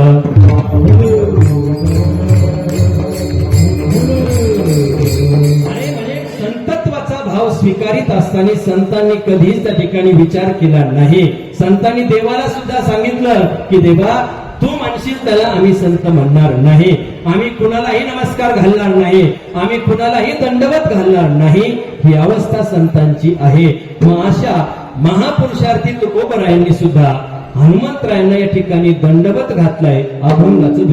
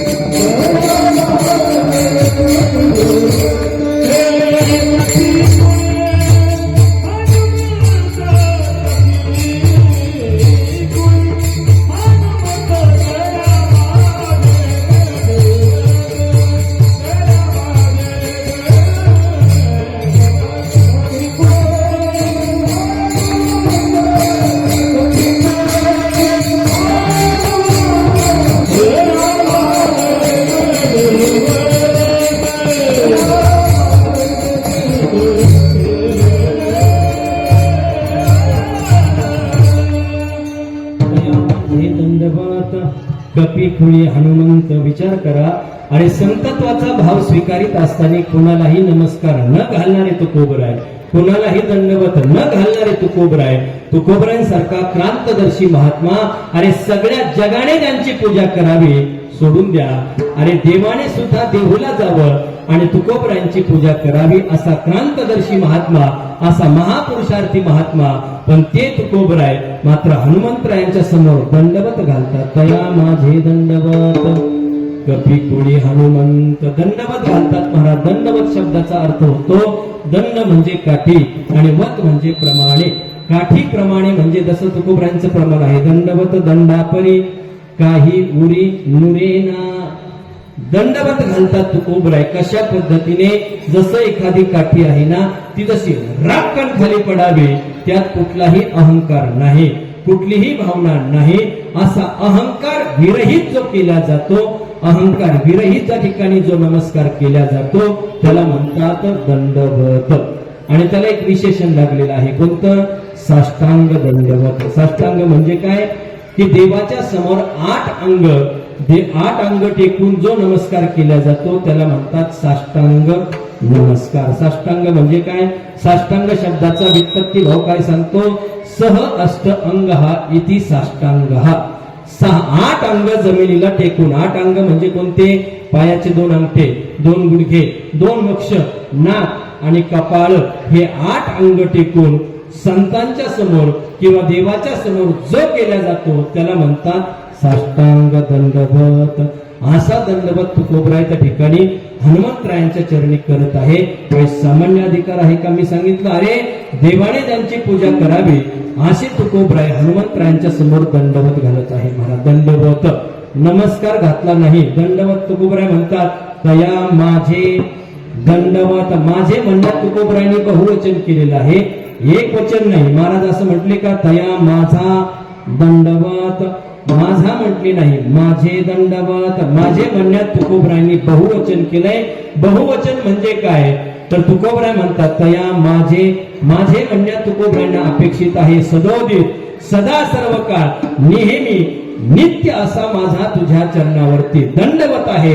म्हणून तुकोबराय म्हणतात तया माझे दंडवत कपी कुळी हनुमंत. असा दंडवत सांगितलेला आहे महाराज शास्त्रामध्ये. आपल्याला दंडवत माहितीच नाही. अलीकडे नमस्काराचे एवढे नमुने निघालेत ना महाराज. आता अलीकडे फक्त नमस्कार सुरू झाले. पूर्वीच्या काळी जर आपण कीर्तनाला गेलो तर लोक भावनेने साष्टांग दंडवत करायचे महाराज. कधी कोण म्हणलो पूर्वी? आता केलं तर काही पाप होणार आहे का आपल्या? अरे संतांच्या समोर दंडवतच घातला पाहिजे महाराज. देवाच्या समोर दंडवतच घातला पाहिजे. पण लोक अलीकडे दंडवत विसरून गेले महाराज. आता संतांना दंड दाखायला लागलेत महाराज. हा म्हणून दंडवत घातला पाहिजे महाराज. नुसता नमस्कार नाही. नमस्काराचे नमुने एवढे पाहायला भेटतात महाराज. अलीकडे इतके नमस्काराचे नमुने. मानमोडी नमस्कार निघला महाराज. मानमोडी नमस्कार म्हणजे काय? सकाळी माणूस जर मोटरसायकल निघाला, पुढे जर हनुमंतरायाचं मंदिर लागलं, त्याला थांबण्यासाठी वेळ नाही. तो फक्त मंदिराकडे पाहतो, फक्त असा करतो महाराज. याचं नाव काय? मानमोडी नमस्कार म्हणते त्याला महाराज. हा मानमोडी महाराज. काही गुडघ्या नमस्कार आहे. गुडघ्या म्हणजे काय? एखादे कीर्तनकार जर कीर्तनाला आल्यानंतर जर हॉलमध्ये बसले की तो सद्ग्रस्त येतो, फक्त असा गुडघ्याला हात लावतो, महाराज नमस्कार करतो बघ, याला म्हणायचं गुडघ्या नमस्कार महाराज. असे खूप नमस्काराचे प्रकार आहेत. आणि हे सगळे प्रकार खेड्यापेक्षा शहरात जास्त पाहायला मिळतात महाराज. शहरात जर गेलो ना आपण महाराज, शहरातले नमस्कार वेगळे आणि शहरातलं वागणं सुद्धा नाजूक महाराज. इतकं नाजूक गुरुवारे महाराज म्हणत असते शहरातलं वागणं म्हणजे अतिशय क्लासिकल वागणं महाराज. क्लासिकल म्हणजे काय? भावना नाही, काहीच नाही महाराज. सगळ्या गोष्टी अशा संकुचित महाराज, व्यापक नाही. अरे जेवण सुद्धा घालावं तर आमच्या खेड्यातल्या लोकांसारखं मन मोकळं घातलं पाहिजे महाराज. चहा पाजायचा ना, चहा सुद्धा मोकळ्या मनाने दिला पाहिजे. मी नेहमी सांगत असतो खेड्यातला चहा वेगळा आणि शहरातला चहा वेगळा. शहरात जर गेलो ना, शहरातला चहा असा टाचा वर करून आत पाहावा लागतो महाराज. किती खोल. असं त्या ठिकाणी शहरातला चहा असतो. आणि खेड्यातला चहा म्हणजे इतका मोकळ्या मनाचा महाराज, कप भरून बशी भरून त्याचं समाधान होत नाही. जोपर्यंत पाहुण्याच्या अंगावर तो आत्महत्या करीत नाही तोवर समाधानच होत नाही. हा खेड्यातला चहा महाराज. असे वेगवेगळे नमस्काराचे वेगवेगळे प्रकारे महाराज. पहा तुम्ही शहरात जर गेलं ना महाराज, इतकं नाजूक सगळ्या गोष्टी असतात. तिथं गेलं की आपल्यासारख्याच असा जीव गुदमरून जातो महाराज. गुदमरून असं वाटतं इथं येऊन आता आत्महत्या केलेलीच बरी महाराज. मी एकदा मुंबईला कीर्तनाला केलं विष्णू महाराज. मुंबईला कीर्तनाला गेलो. आता मुंबईचं बोलणं म्हणजे फार नाजूक महाराज. ते अत्यंत शुद्धतेचं बोलणं महाराज. आता खेड्यात आपल्याला असं मोकळ्या मनाने रांगडेपणाने बोलायची सवय लागली. वागणं असं असतं महाराज आपलं. तसं त्या मुंबई सारख्या ठिकाणी गेलो, तिथं त्या साहेबाच्या रूम मध्ये बसलो, हॉलमध्ये बसलो, असा भव्य दिव्य मोठा हॉल, साहेब असे कडक कपड्यात अशी समोर बसलेली. महाराज आले तसं माझ्या गुडघ्याला हात लावला, म्हटले महाराज नमस्कार करतो बरं. असा नमस्कार बरं का. हा, आणि नमस्कार केला. मग ते म्हटले महाराज तुम्ही चहा घेणार की पोहे घेणार. आता असं म्हटलं काय म्हणावं काय म्हणावं, पण खेड्यातले आता कीर्तन करायला दररोजच एक गाव पाहायचं महाराज, लाजून कुठं जमत असतं का. तो म्हणणार मला महाराज चहा घेणार की पोहे घेणार. मी अगोदर पोहे घेणार नंतर चहा घेणार. म्हणजे दोन्ही त्या ठिकाणी कम्प्लीटच 100% पूर्ण करूनच घ्यायचं, मला सोडायचंच नाही महाराज. मग तिथपर्यंत नाही, आमचे चहा झाले, पोहे झाले, सगळं झालं महाराज. आणि मग साहेबांनी आत हाक मारली कुणाला, सुनबाईला. आता सुनबाई ती काही आपल्या खेड्यातली सुनबाई होती का महाराज, ती काही साडीतली का, ती पंजाबीवर आली महाराज तिकडून. आणि साहेबांनी हाक मारली, काय सुनबाई आपल्याकडे महाराज आले बरं, महाराजांना नमस्कार कर बरं. हा, ही भाषा शहरातली बरं. हा, मग सुनबाई तिथून किचन मधून निघाल्या, हॉल पर्यंत आल्या. हॉल आणि किचनच्या मध्ये एक पडदा होता दरवाजा, तो पडदा असा बाजूला केला आणि सुनबाईने तिकडून पाहिलं, महाराज नमस्कार करते बरं. कुठून, आंबाड्यावरून. हा, तिथूनच महाराज नमस्कार करते बरं.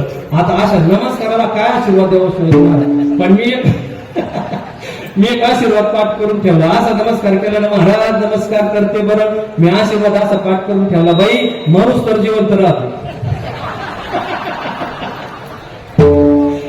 दुसरा आशीर्वाद काय, टंगल मंगल नमस्कार झटक झुटक आशीर्वाद महाराज. चांगला चांगला आशीर्वाद काय द्यावा महाराज अशा ठिकाणी. असे नमस्काराचे प्रकार आहेत. तुकोबराय म्हणतात नमस्कार नाही, हनुमंतरायांच्या चरणी माझा साष्टांग दंडवत आहे, तया माझे दंडवत. आणि इथं मूळ वृत्तांत सांगितलं हनुमानजींचा. हनुमंतरायांचा जन्म कोणत्या कुळात आहे, कोणत्या कुळात आहे, ब्राह्मणाच्या कुळात आहे का. तुम्ही आहेत ना सगळी माझ्या सोबत अजून, आपण बोला ना, हे तर आपल्याला माहिती आहे कोणत्या कुळात आहे. नाही लाजण्याने बोलत राहू तुम्ही, म्हणताय पण हळूहळू जरा कॉन्फिडन्स नाही त्याच्यात. हा, माकडाच्या कुळात कुणाचा जन्म आहे, हनुमंतरायाच्या. कपी कुळी हनुमंतरायांचा जन्म माकडाच्या कुळात आहे.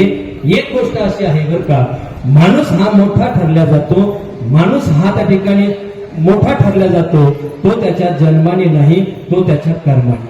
माणूस श्रेष्ठ ठरला जातो त्याच्या कर्माने महाराज, जन्माने माणूस मोठा ठरत नाही. वास्तविक पाहता जन्माला आलेला प्रत्येक मनुष्य हा जन्मतः शूद्र असतो महाराज. जन्मानुजायते शूद्रा, हा जन्माला येणारा प्रत्येक व्यक्ती हा जन्मतः शूद्रच असतो.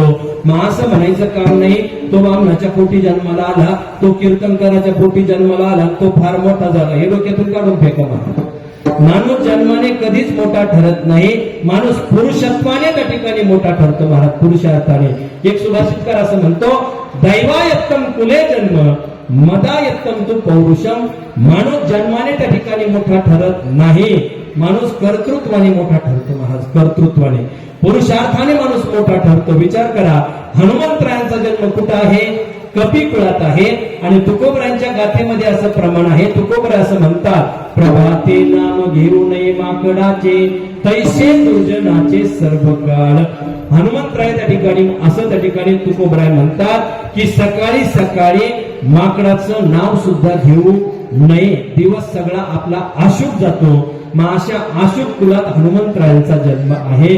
पण मी नेहमी सांगतो, माणूस मोठा ठरतो त्या ठिकाणी पुरुषार्थाने, कर्माने माणूस मोठा ठरतो. हनुमंतराय अशुभ कुळात जन्माला आले, पण आल्यानंतर असा पुरुषार्थ केला, असं उज्ज्वल कर्म केलं महाराज, की ज्या कुळाचं कुणी सकाळी सकाळी नाव घेत नाही, अशा कुळाला धन्यता प्राप्त करून दिली, अशा कुळाचा उद्धार केला, ते म्हणजे आमचे हनुमंतराय आहेत. आणि ज्या कुळाचं कुणी नाव घेत नाही, त्या कुळाला धन्यता प्राप्त करून दिली त्या ठिकाणी हनुमंतरायाने. म्हणून महाराज म्हणतात, तया माझे दंडवत कपी कुळी हनुमंत. अशा कपी कुळामध्ये जन्माला आलेले जे हनुमानजी आहे ना, त्यांच्या चरणी माझा नित्य सदोदित सदा सर्व काळ माझा दंडवत आहे. तया माझे दंडवत कपी कुळी हनुमंत. ठीक आहे तुकोबराय, हनुमंतरायांच्या चरणी तुम्ही दंडवत घालतात, पण हनुमंतरायांकडे अशी कोणती अलौकिक शक्ती आहे की ज्याच्यामुळे तुम्ही त्यांना दंडवत घालतात. त्या अलौकिक शक्तीचं वर्णन महाराज अभंगाच्या पहिल्या चरणामध्ये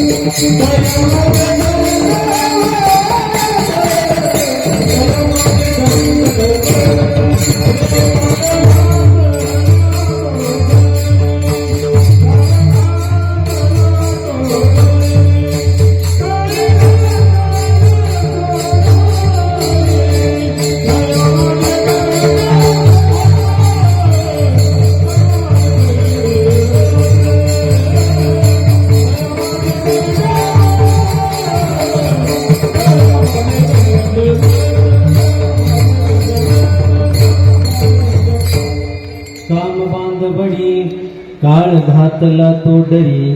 हनुमंतरायांकडे कोणती अशी अलौकिक शक्ती आहे?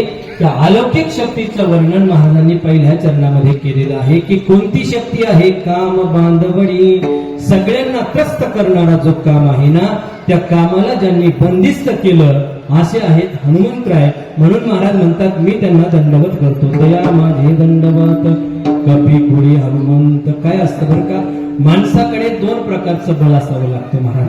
पहिलं बळ आहे शरीराचं बळ आणि दुसरं बळ आहे मनोबल महाराज. हे दोन बळ ज्याच्याकडे असतात ना, जगात त्याला काळजी करायचं कामच राहत नाही महाराज. दोन बळ त्याच्याकडे असले पाहिजे. पहिलं आहे शरीराचं बळ. माणसाचं जर शरीर चांगलं असेल, शरीर जर पिळदार असेल, शरीर जर मजबूत असेल ना महाराज, तर सहजासहजी त्याच्या कुणी नादी लागत का बरं? का नादी लागत नाही? लोक म्हणतात अहो महाराज एकच ठोका टाकला की रामनाम सत्य होईल महाराज, म्हणून त्याच्या कोणी नादी लागत नाही. त्याने नुसतं असं वर करून जर पाहिलं ना महाराज, लोक लगेच क्वारंटाईन होतात महाराज. क्वारंटाईन म्हणजे काय? घराच्या आतमध्ये बसणं, याचं नाव क्वारंटाईन महाराज. का? शरीर बळ लागतं महाराज. पहिलं आहे शरीर बळ. हे शरीर बळाचा उपयोग कधी होतो? बाह्य शत्रू जिंकण्याकरिता शरीर बळाची गरज असते महाराज. आणि मनोबल कधी गरजेचं आहे? तर अंतःशत्रू जिंकण्याकरिता मनाचं बल महत्वाचं आहे. अंतःशत्रू म्हणजे कोणते? आपल्या अंतःकरणामध्ये असणारे काम क्रोधादी जे विकार आहेत ना, काम क्रोध लोभ मद मत्सर दंभ अहंकार, हे जे 6 प्रकारचे जे त्या ठिकाणी विकार आहेत ना, हे विकार जिंकायचे असेल तर माणसाकडे लागतं आत्मबल. त्या आत्मबलाचं नाव आहे मनोबल. मनोबलाने माणसाला कामावरती विजय प्राप्त करता येतो. मनोबलाने क्रोधावरती विजय प्राप्त करता येतो. पण काम क्रोधादी विकारांचा विचार जर केला आपण महाराज, तर या कामादी शत्रूंनी आतापर्यंत भल्या भल्याची जिरवली महाराज, भल्या भल्याची. कामाची कोतवालयाने नगविले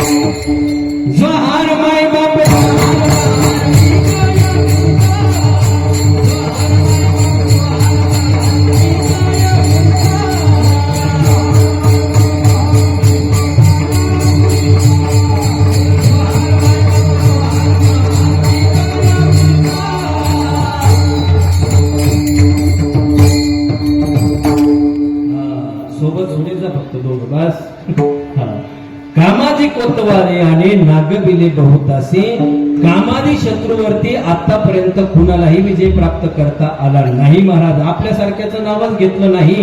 नाव कुणाचं आहे? जमदग्नी दुर्वासनाडिले महान महानुषी. अरे जमदग्नी सारखे, दुर्वासा सारखे 60,000 वर्ष ज्यांनी तपश्चर्या केली, 60,000 वर्ष नुसते वारा पिऊन त्या ठिकाणी जंगलामध्ये राहिले, पण त्यांना सुद्धा कामादी शत्रूंनी लोळवलं महाराज. जमदग्नी दुर्वासनाडिले महान महानुषी. या ऋषी मुनींना सुद्धा त्या ठिकाणी कामादी शत्रूंनी जिंकू दिलं नाही. आपल्यासारख्याचं नावच नाही महाराज. तिथं ही लुंगे सुंग्याची यादी नाही महाराज, ही सगळी केंद्रीय कॅबिनेट मंत्र्याची यादी सगळी. आपल्यासारख्याचा विशेष नाही. कामादी शत्रूंनी त्यांना सुद्धा त्या ठिकाणी त्रस्त करून टाकलं, लोळवलं महाराज. इतका हा कामादी शत्रू त्या ठिकाणी प्रबळ आहे महाराज. किती प्रबळ आहे, गोड वर्णन आलंय महाराज. एक सुभाषितकार असं म्हणतो, विश्वामित्र पराशर प्रभुतया मातांबुकर्णाशना स्थेपी श्रीमुख पंकजं सुललितो दृष्ट्वैव मोहंगताः शाल्यन्यं सभृतं पयोददित्वं यो भुज्यति मानवा स्तेषाम् इंद्रिय निग्रहो यदि भवेत् विंध्यस्तरेत सागरो. त्या ठिकाणी त्याने यादी वाचली महाराज. कुणाचं नाव? विश्वामित्र पराशर प्रभुतया. आणि विश्वामित्रासारखे, पराशर मुनी सारखे जे तपस्वी आहेत ना, यांनी त्या ठिकाणी तपश्चर्या केली. कशी? वातांबुकर्णाशना, वात आंब आणि पाणी, पाणी पिऊन, वारा पिऊन, झाडाची त्या ठिकाणी सुकलेली पानं खाऊन त्यांनी तपश्चर्या केली. आणि त्या ठिकाणी काय झालं? स्थिपी श्रीमुख पंकजं सुललितं. फक्त एकदा स्त्रीचं मुख पाहिलं महाराज, आणि परिणाम काय झाला? दृष्ट्वैव मोहंगताः. ते सुद्धा त्या ठिकाणी मोहित झाले. ज्ञानोबराय म्हणतात ना, येत मोहिले गा क्रांतदर्शी. असे क्रांतदर्शी महात्मे की ज्यांनी 60,000 वर्ष तपश्चर्या केली, जंगलामध्ये जाऊन राहिले, अशा ऋषी मुनींना सुद्धा कामादी शत्रूंनी जिंकू दिलं का? त्यांना सुद्धा त्या ठिकाणी लोळवलं महाराज, लोळवलं. इतका हा काम त्या ठिकाणी प्रबळ आहे. पण असा प्रबळ असणारा जो काम आहे ना, या कामावरती सुद्धा आमच्या हनुमंतरायांनी विजय मिळवला. या कामाला सुद्धा त्यांनी बंदिस्त करून टाकलं. असा पुरुषार्थ केला की ज्या कामाने आतापर्यंत भल्या भल्याची जिरवली महाराज, अशा कामाला सुद्धा हनुमंतरायांनी बंदिस्त करून टाकलं. काम बांधवडी, अशा त्या ठिकाणी कामाला हनुमंतरायांनी बंदिस्त केलं. असा पुरुषार्थ केला. आणि म्हणून तुकोबराय म्हणतात, तया माझे दंडवत कपी कुळी हनुमान. वास्तविक पाहता कामादी शत्रूंनी आतापर्यंत काय केलंय महाराज? हा काम इतका प्रबळ आहे महाराज, इतका प्रबळ आहे. नाथ महाराजांनी एक रूपक केलं महाराज. नाथ महाराज असं म्हणतात, येडका मदन तो केवळ पंचानन, येडका मदन धडक मारिली शंकरा, केला ब्रह्म्याचा मातेरा.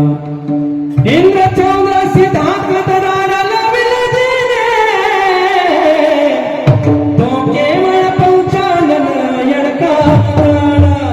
इतकं गोड वर्णन केले नाथ महाराजांनी. महाराज रूपक नाथ महाराज म्हणतात, येडका. येडका माहिती की तुम्हाला? येडका म्हणजे कोण?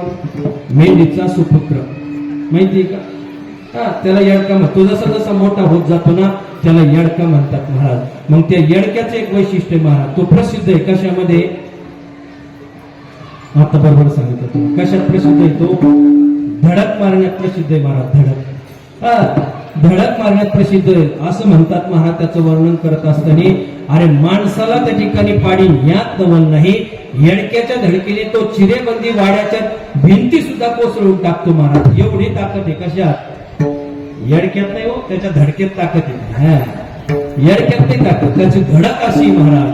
धडक मारिली शंकरा, केला ब्रह्म्याचा मातेरा.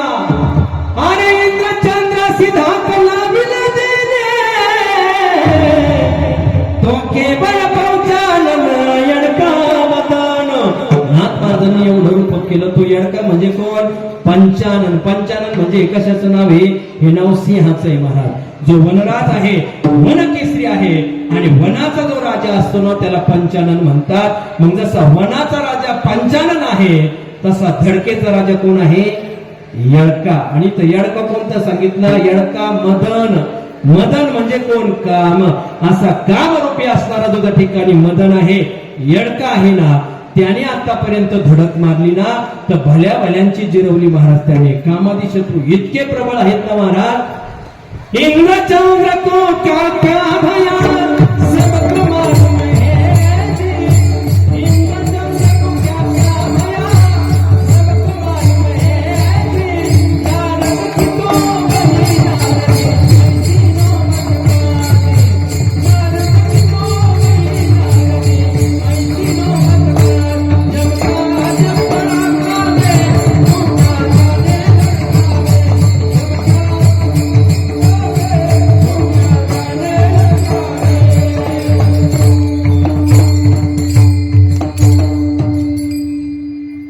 असंही महाराज ह्या कामादी शत्रूंनी आतापर्यंत काय केलंय महाराज?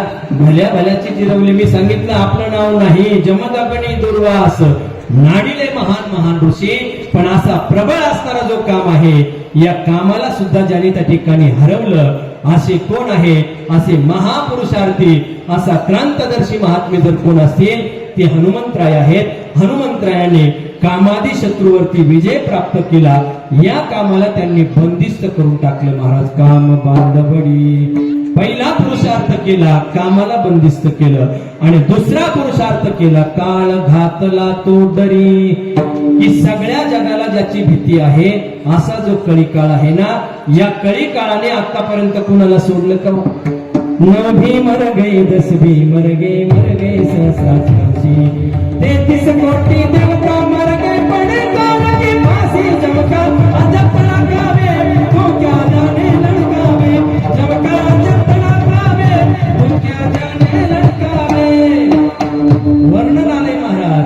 या कळी काळाने आतापर्यंत कुणा कुणाला त्या ठिकाणी बसवलं, पुन्हा कुणाला त्या ठिकाणी ग्रसित केलं. 9 भी मर गए, 10 भी मर गए. 9 म्हणजे 9 ग्रह गेले, 10 अवतार गेले. मर गए सहस्र 88 हजार ऋषी मुनी सुद्धा कळी काळाच्या पोटात गेले महाराज. इतका प्रबळ आहे काळ. पण या काळाला सुद्धा ज्यांनी घाम फोडला ते कोण आहेत? हनुमंतराय. काम बांधवडी. काळ पुन्हा कुणाला त्या ठिकाणी हे केले महाराज कळी काळाने? पीर मरे पैगंबर ही मर गए जिंदा जोगी. जपी तपी सन्यासी मर गए हकीम रोगी.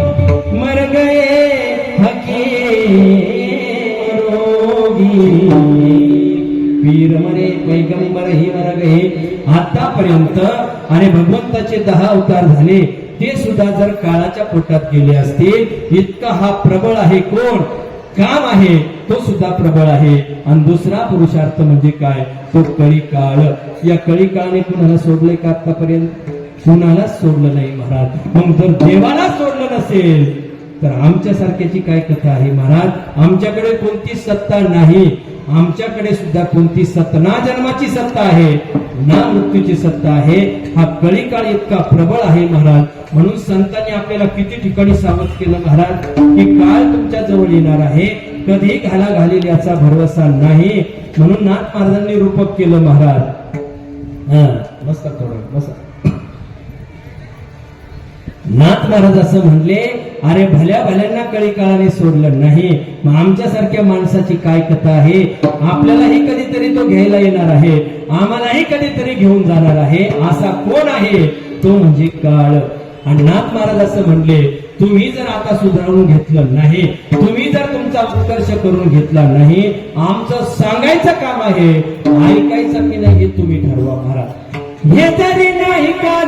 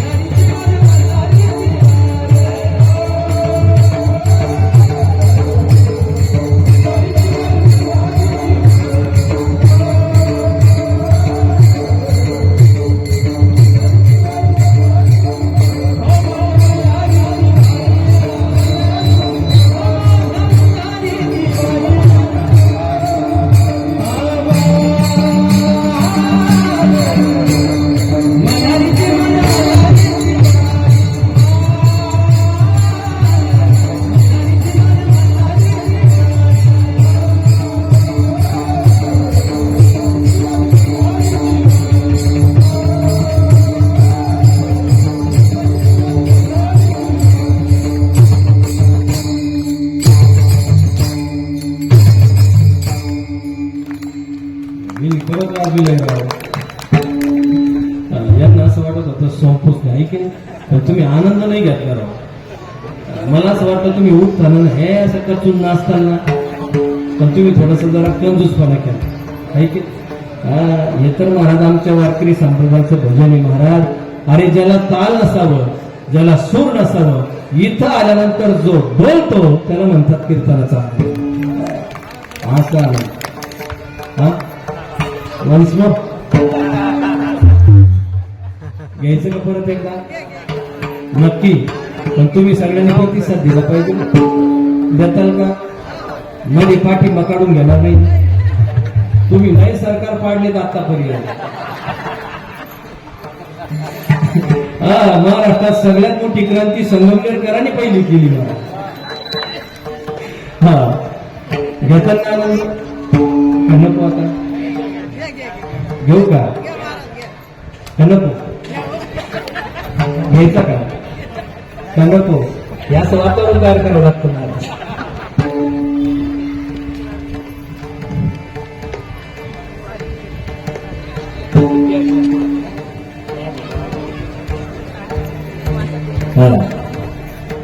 यावर उभे राहतो का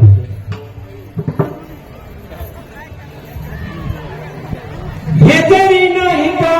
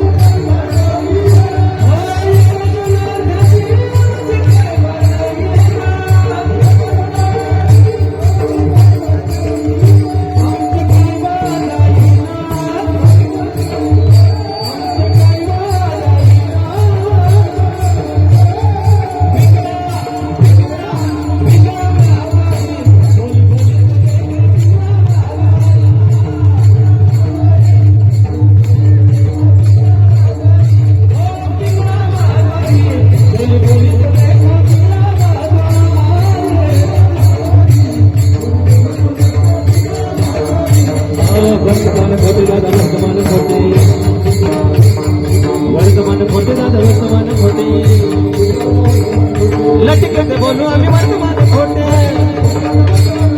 लटकते बोलू आम्ही वर्तमान खोटे हो पिंगळा पिंगळा पिंगळा महाद्वारी बोली बोली तो देखा पिंगळा महाद्वारी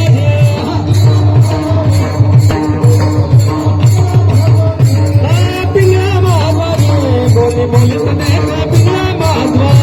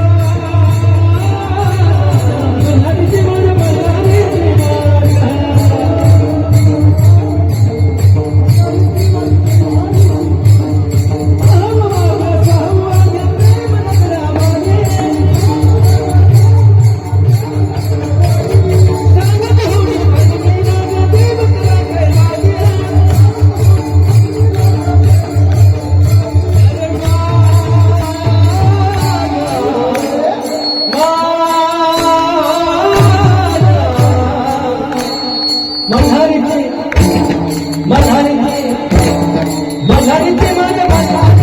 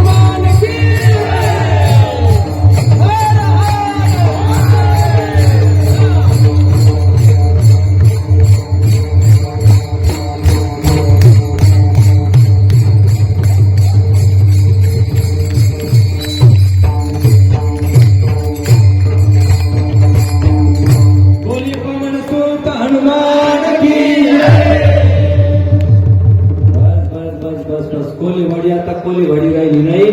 कोलीवाडी म्हणजे अयोध्या झाली महाराज. असा आनंद आहे महाराज. हा आनंद इतरत्र पाहायला मिळत नाही महाराज. हा आनंद फक्त याच व्यासपीठावर पाहता येतो महाराज. इथंच अनुभवता येतो महाराज. तिला अशी अलौकिक शक्ती आहे म्हणून तुकोबरा म्हणतात तया माझे दंडवत कपी कोळी हनुमंत. अशा हनुमंतरायांना की ज्यांच्याकडे असं आध्यात्मिक सामर्थ्य आहे, अशी अलौकिक शक्ती आहे, अशा हनुमंतरायांना माझा वारंवार सदोदित त्या ठिकाणी दंडवत आहे. तया माझे दंडवत. अशा हनुमंतरायांचं शरीर कसं आहे? शरीर वज्रा ऐसे कवळी ब्रह्मांड जो पुच्छे. आता एक 5 मिनिटांमध्ये कीर्तनाचा अर्थ पूर्ण करणार आहे. जास्त वेळ तुमचा घेणार नाही. 9:30 वाजून गेले. 9:30ला थांबायचं होतं पण तुमचा आनंद असा वाढत वाढत गेला आणि मग जिथं जगताचा विसर पडतो त्यालाच तर समाधी म्हणतात ना महाराज. समाधी म्हणजे दुसरं काहीच नाही. वेळ विसरती, माणूस पण विसरतो, समाज विसरतो, गाव विसरतो, सगळं विसरतो. तिथंच तर भगवंताचा आनंद आहे. आणि म्हणून हनुमंतरायांचं शरीर कसं आहे? शरीर वज्रा ऐसे. वज्रासारखं शरीर आहे महाराज हनुमानजीचं. असं मजबूत आहे महाराज. वज्र हे हत्यार कोणाचं आहे? वज्र हे हत्यार कोणत्या आमदाराकडे असतं? हे आमदाराचं हत्यार नाही महाराज. हे इंद्राचं हत्यार आहे. कोणतं? वज्र. त्या वज्राचा नुसता असा प्रहार केला ना महाराज तर शरीर संपून जातं. असं वज्राचं त्या ठिकाणी पावलं महाराज. पण हनुमंतरायांचं शरीरच वज्रासारखं आहे महाराज. त्याच्यावर कोणताच परिणाम होत नाही महाराज. कोणताच नाही. म्हणून तर पहा शरीर एवढं मजबूत होतं म्हणून डोंगरची डोंगर त्या ठिकाणी हनुमंतराय उचलून आणत होती. बरोबर आहे की नाही? डोंगरची डोंगर उचलायचे महाराज. झाडाची झाडं उपटून फेकायचे महाराज. सहज उड्डाण करत होते. लंकेच्या समुद्राच्या पलीकडे असणारी लंकेमध्ये जात होते महाराज. का? शरीर त्या ठिकाणी वज्रासारखं होतं हनुमानजीचं. वज्रासारखं शरीर, मजबूत शरीर होतं महाराज. म्हणून कधी भीती बाळगायची त्यांना गरज पडली नाही. का? अरे डोंगराचे डोंगर तुम्ही पहा. अशोकवनामध्ये ज्यावेळेस हनुमानजी गेले होते तिथं पाहिले आपण की सीतामाईने सांगितलं की नासाडी करायची नाही. खाली पडलेले त्या ठिकाणी फळं खायचे. मग हनुमंतराय म्हणजे खाली पडलेलेच खायचे. मातेची आज्ञा आहे ना. मग हनुमंतराय झाड धरायचे, उपटून खाली आपटायचे आणि आपटलं की खाली फळ जर खाली पडलं मग ते फळ खायचे महाराज. म्हणजे झाडाची झाडं उपटून फेकायची महाराज. पाहिले आपण पाहिले डोंगराची डोंगर त्या ठिकाणी उचलून टाकायचे महाराज. उचलून आणत होते. ज्यावेळेस लक्ष्मणाला शक्ती लागली होती ना त्यावेळेस सगळेजण त्या ठिकाणी प्रभू रामचंद्र सुद्धा रडत होते. लक्ष्मण भैयाला त्या ठिकाणी मांडीवरती डोकं घेतलं आणि लक्ष्मण भैयाकडे पाहून प्रभू रामचंद्र असं म्हणत होते. तोपर्यंत बिभीषण सगळेजण एकत्रित जमले. बिभीषणाने सांगितलं उपाय आहे पण इथं नाही. लंकेमध्ये असणारा त्या ठिकाणी सुषेण वैद्य आहे. त्याच्याकडे तर त्या ठिकाणी काय आहे? उपाय आहे. त्याला जर इथं आणलं तर नक्की उपाय त्या ठिकाणी आपल्याला मिळेल. असं म्हटल्यानंतर प्रभू रामचंद्र ग्रसित झाले. ते असं म्हणू लागले अरे सुषेण वैद्य लंकेमध्ये राहतोय. लंकेत जाणार कधी? घेऊन येणार कधी? हनुमंतराय म्हणले काळजी कशाला करता? अहो मी आहे ना. म्हणले मी असल्यावर काळजी करायचं काम नाही. आम्ही काही नुसती गंगागिरी बाबाच्या साथीला आमटी पेलो काय म्हणले. आतापर्यंत आमचं काम काय? म्हणले हेच काम आहे म्हणले आमचं. हनुमंतरायने जय श्रीराम म्हटले महाराज आणि उड्डाण केलं डायरेक्ट सुषेण वैद्याच्या घरासमोर महाराज. आणि सुषेण वैद्याचा दरवाजा वाजवला. उभा सन्मुख सादर नाथ महाराज भागवतामध्ये म्हणतात. हनुमानजी समोर पाहिले. सुषेण वैद्याने विचारलं कोण आहात तुम्ही? सांगितलं मी हनुमानजी आहे. म्हणे काय काम आहे? म्हणे पेशंट अत्यंत सिरियस आहे. म्हणजे आत्य अवस्थेमध्ये पेशंट आहे. म्हणजे काय झालं? म्हणे पेशंटला 3 ब्लॉकेज सांगितले, म्हणले 3 ब्लॉकेज. मेन शिरेला 3 ब्लॉकेज म्हणले. ते म्हणले एवढे ब्लॉकेज होस तर काय करीत होतं म्हणलं, नुसतं संगमनेरला गेलं का दिसली का गाडी हान होडे म्हणला, दिसली गाडी का हान म्हणजे म्हणला. पाहुणा जर आला की मंडळीला सांगायचं आज 100% घाणा काढलाच पाहिजे. घाणा कळतो इकडे आमच्याकडे भज्याला घाणा म्हणतात बरं का. हा, नुसतं भजे हानीत होतं, नुसतं वडेपाव हानीत होतं म्हणले. एवढे ब्लॉकेज करून टाकले म्हणले, लगेच अँजिओप्लास्टिक करावं लागेल. ते म्हणले काळजी करू नका, लगेच बॅग भरतो महाराज. सोशल वैद्याने सलाईन टाकलं, इंजेक्शन बॅग घेतली महाराज. ते म्हणले पेशंट कोण आहे, ते म्हणले पेशंट पलीकडे आहे. म्हणे कोण, म्हणे लक्ष्मण. म्हणे मग मी येऊ शकत नाही का, म्हणे विरोधी पक्षाचा माणूस येऊ. ते विरोधी पक्षाचा म्हणजे लक्ष्मण कमळाचा आहे म्हणले, आणि राम कुठला आहे, राम तर भाजपवाल्याचा आहे म्हणले.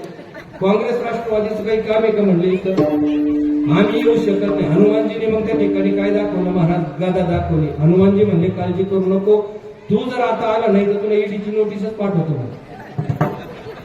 आणि ईडीची नोटीस पाहिली, गदा पाहिली, लगेच त्या ठिकाणी सोशल मीडियाने सांगितलं रात्रीतून पक्ष बदल म्हणले, काळजीच करू नका. लगेच त्या ठिकाणी बॅग भरली महाराज. पण हनुमानजीला असं वाटलं बॅग घेऊन तिथं जायचंय, उद्या नको अडचण, तिथं गेलो म्हणायचं सलाईन तिथंच राहिलं, इंजेक्शन तिथंच राहिलं. हनुमानजी बाहेर आले, कडी लावली घराला, आणि दवाखान्यात सगळं डॉक्टर उचललं महाराज. सुशील वैद्याला उचललं, कुठं आणलं, लक्ष्मण भैया जिथं होते ना तिथं आणलं महाराज. आणल्यानंतर गाडी परीक्षण केलं, सांगितलं द्रोणागिरी पर्वतावर जावं लागेल, संजीवनी आहे ती संजीवनी लक्ष्मण भैयाला पाजावी लागेल, मग लक्ष्मण भैया त्या ठिकाणी उठेल. म्हणले कधीपर्यंत, म्हणे सूर्योदयाच्या अगोदर त्या ठिकाणी आणलं पाहिजे. परत रामप्रभू त्या ठिकाणी काळजी करायला लागले. म्हणले अर्धी रात्र उठून गेली, आता सकाळ होण्यास थोडासा अवकाश आहे, आता कधी जाणार, कधी संजीवनी घेऊन येणार. हनुमानजी म्हणले काळजी करू नका, सूर्योदय मी आल्याशिवाय होऊ शकत नाही. म्हणजे असं कसं काय सूर्योदय होणार नाही. ते म्हणले त्याचं असं झालं, जेव्हा आपला जन्म झाला मला भूक लागली होती, मी आईला म्हणलं मला त्या ठिकाणी फळ खायचं. आई म्हणली फक्त लाल फळ खा म्हणले, आणि त्यावेळेस हा बाबा उगवत होता आणि आपला दणका याला त्याच वेळेस दाखवला म्हणले. तेव्हापासून ते कधी बाण वर करून सुद्धा पाहत नाही. म्हणले सूर्योदय होऊ शकत नाही. माझा मुद्दा मला पुढचा सांगायचा नाही. आणि हनुमानजी गेले, डोंगर उचलला आणि संजीवनी घेऊन आले. पुढचा प्रसंग सांगायचा नाही. डोंगरचे डोंगर त्या ठिकाणी उचलत होते. असं हनुमानजीचं शरीर होतं. शरीर वज्रा ऐसे कबली ब्रह्मांड, जो ब्रह्मांड त्या ठिकाणी फक्त आपल्या शक्तीने उचलून फेकायचे महाराज. कबली ब्रह्मांड जो पुच्छे. मग पहा हनुमंतरायांची ताकद पहा. अरे काम क्रोधादी विकाराला जिंकले, काळाला सुद्धा ज्यांनी जिंकलेला आहे, असा पुरुषार्थ केला, कपी कुळाला धन्यता प्राप्त करून दिले. शरीर त्या ठिकाणी वज्रासारखं आहे आणि ब्रह्मांडाला सुद्धा त्या ठिकाणी आच्छादित केले. असं सगळं सामर्थ्य असताना सुद्धा हनुमंतराय म्हणतात मी कसं आहे, रामरायाच्या सेवका शरण आलो म्हणे तुका. हनुमंतराय म्हणतात मी त्या ठिकाणी शरण आलो आणि रामरायाचा मी सेवक आहे. एक गोष्ट बोलू का, तुम्ही किती श्रीमंत आहात या गोष्टीला किंमत नाही, तुम्ही किती सत्तावान आहात या गोष्टीला किंमत नाही, तर तुम्ही भगवत शरणागती करता की नाही या गोष्टीला किंमत आहे. म्हणून जीवनात श्रीमंती नसावी, जीवनात संपत्तीही नसावी, जीवनात फक्त भगवंताची शरणागती असावी, तरच आपला उद्धार होत असतो. आणि म्हणून हनुमंतरायांकडे एवढं सगळं सामर्थ्य होतं, पण तरी देखील ते भगवंताचे सेवक होते. असं त्या ठिकाणी आध्यात्मिक सामर्थ्य, आध्यात्मिक शक्ती असणारे हनुमंतराय आहे. अशा हनुमंतरायांच्या चरणी तुकोबराय म्हणतात माझा दंडवत आहे रामरायाच्या सेवका, शरण आलो म्हणे तुका, दया माझे दंडवत. कपी कोळी हनुमंत विठोबा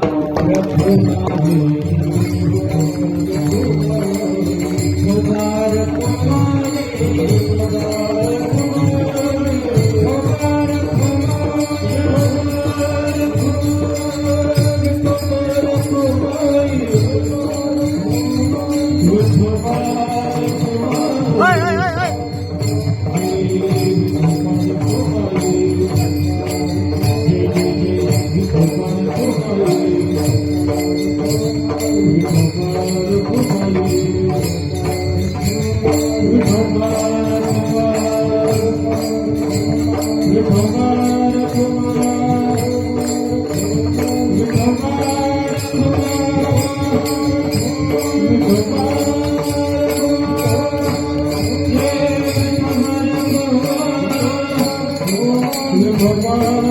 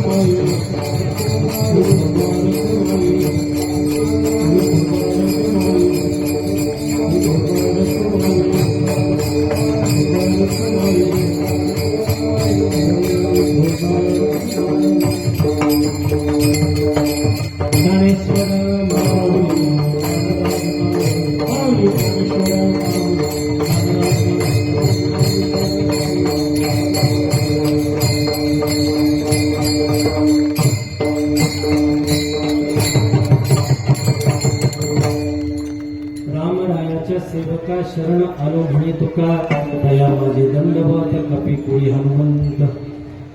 आज कीर्तन प्रसंगी हनुमंतरायांच्या सामर्थ्याचं वर्णन करणारा अभंग सेवेकरता निवडलेला आहे. तुम्ही सर्व कोलेवाडी ग्रामस्थांनी अत्यंत सुंदर असं कार्यक्रमाचं आयोजन केलेलं आहे. अनेक वेगवेगळ्या प्रकारचे कार्यक्रम आज या ठिकाणी संपन्न झालेले आहेत. त्या दिवशी सुद्धा हनुमंतरायांचा जन्मोत्सव त्या ठिकाणी साजरा केलेला होता आणि संध्याकाळी आपल्याला ज्येष्ठ नागरिकांचा सन्मान आपल्याला करायचा होता, पण पावसाच्या व्यत्ययामुळे तो कार्यक्रम संपन्न झाला नाही. पण त्याच कार्यक्रमाचं पुन्हा एकदा आयोजन करावं, तोच कार्यक्रम पुन्हा एकदा संपन्न करावा हा मानस तुमच्या अंतःकरणामध्ये होता आणि तो भव्य दिव्य असा कार्यक्रम आज पार पडलेला आहे. सगळ्या गावातील ज्येष्ठ नागरिकांचा सन्मान तुम्ही केलेला आहे. मी सांगितलं अगोदर की त्यांच्या जीवनामध्ये जगण्यासाठी जी ऊर्जा लागते की आपल्या भूमीमध्ये आपला होणारा जो सन्मान असतो त्या सन्मानामधून आपल्याला जी ऊर्जा प्राप्त होत असते ना, ती ऊर्जा तुम्ही त्यांना देण्याचा प्रयत्न केलेला आहे. तो कार्यक्रम पार पडलेला आहे. कार्यक्रमाला उपस्थित सर्व गुरुजन मृदंगाचार्य आहेत, गायनाचार्य शिवाजी महाराज कापडी त्या ठिकाणी गेलेले आहेत. त्यानंतर दुसरे आमचे कीर्तनकार उपस्थित आहेत साहिल महाराज गुंजार, त्यांनाही मनापासून त्या ठिकाणी धन्यवाद देतो. असे असणारे युवा कीर्तनकार किरणजी महाराज कोले शास्त्री हे सुद्धा कार्यक्रमाला उपस्थित आहेत. आणि याच गावचे दुसरे भूमिपुत्र आहेत स्वप्नील महाराज वामन, ज्यांना आम्ही प्रेमाने काका म्हणतो. त्यांचे वडील त्या ठिकाणी उपस्थित आहेत. ते आज कार्यक्रमाला उपस्थित नाहीत, पण आमच्यावरती नितांत त्यांचं प्रेम आहे. त्या दिवशीही मला फोन केला होता, आजही पुन्हा एकदा फोन केला. महाराजांनाही मनापासून त्या ठिकाणी धन्यवाद देतो. आपल्याच गावचे आहे. खरं सांगू का, कोल्हेवाडी ग्रामस्थांनी बाकीचा काय विकास केला माहिती नाही, पण इथं या गावामध्ये हरिभक्त जन्माला घातली ही फार मोठी भूमिका आहे. एक नाही तर 2 हरिभक्त तुमच्या गावात जन्माला आले. अरे कुळात जर एक हरिभक्त जन्माला आला तर 42 कुळाचा उद्धार तोही हरिभक्त करत असतो. मग तुमच्या गावाने इतके सायस केले, कोणतं पुण्य केलं माहिती नाही, पण 2 हरिभक्त जन्माला घातले. मागच्या जन्मामध्ये तुम्ही खूप पुण्य केलंय म्हणून ही हरिभक्त जन्माला आले.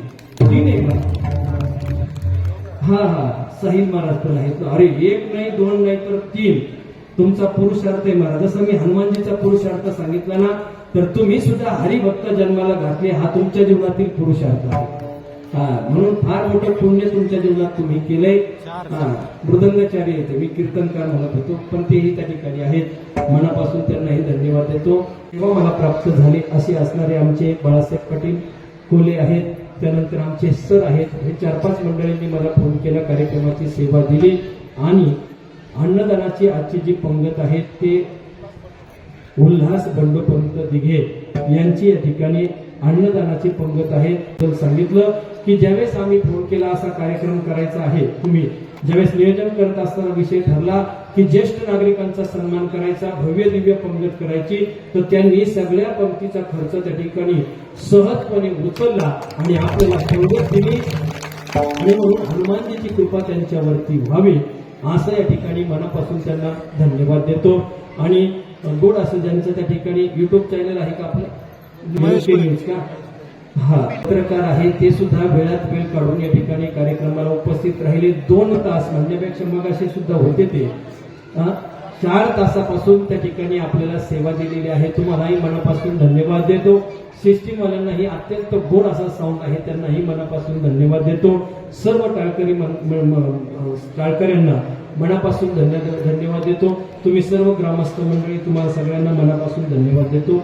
झालेली सेवा हनुमानजीच्या चरणी समर्पित करतो. याच ठिकाणी थांबतो. विठ्ठल जय जय.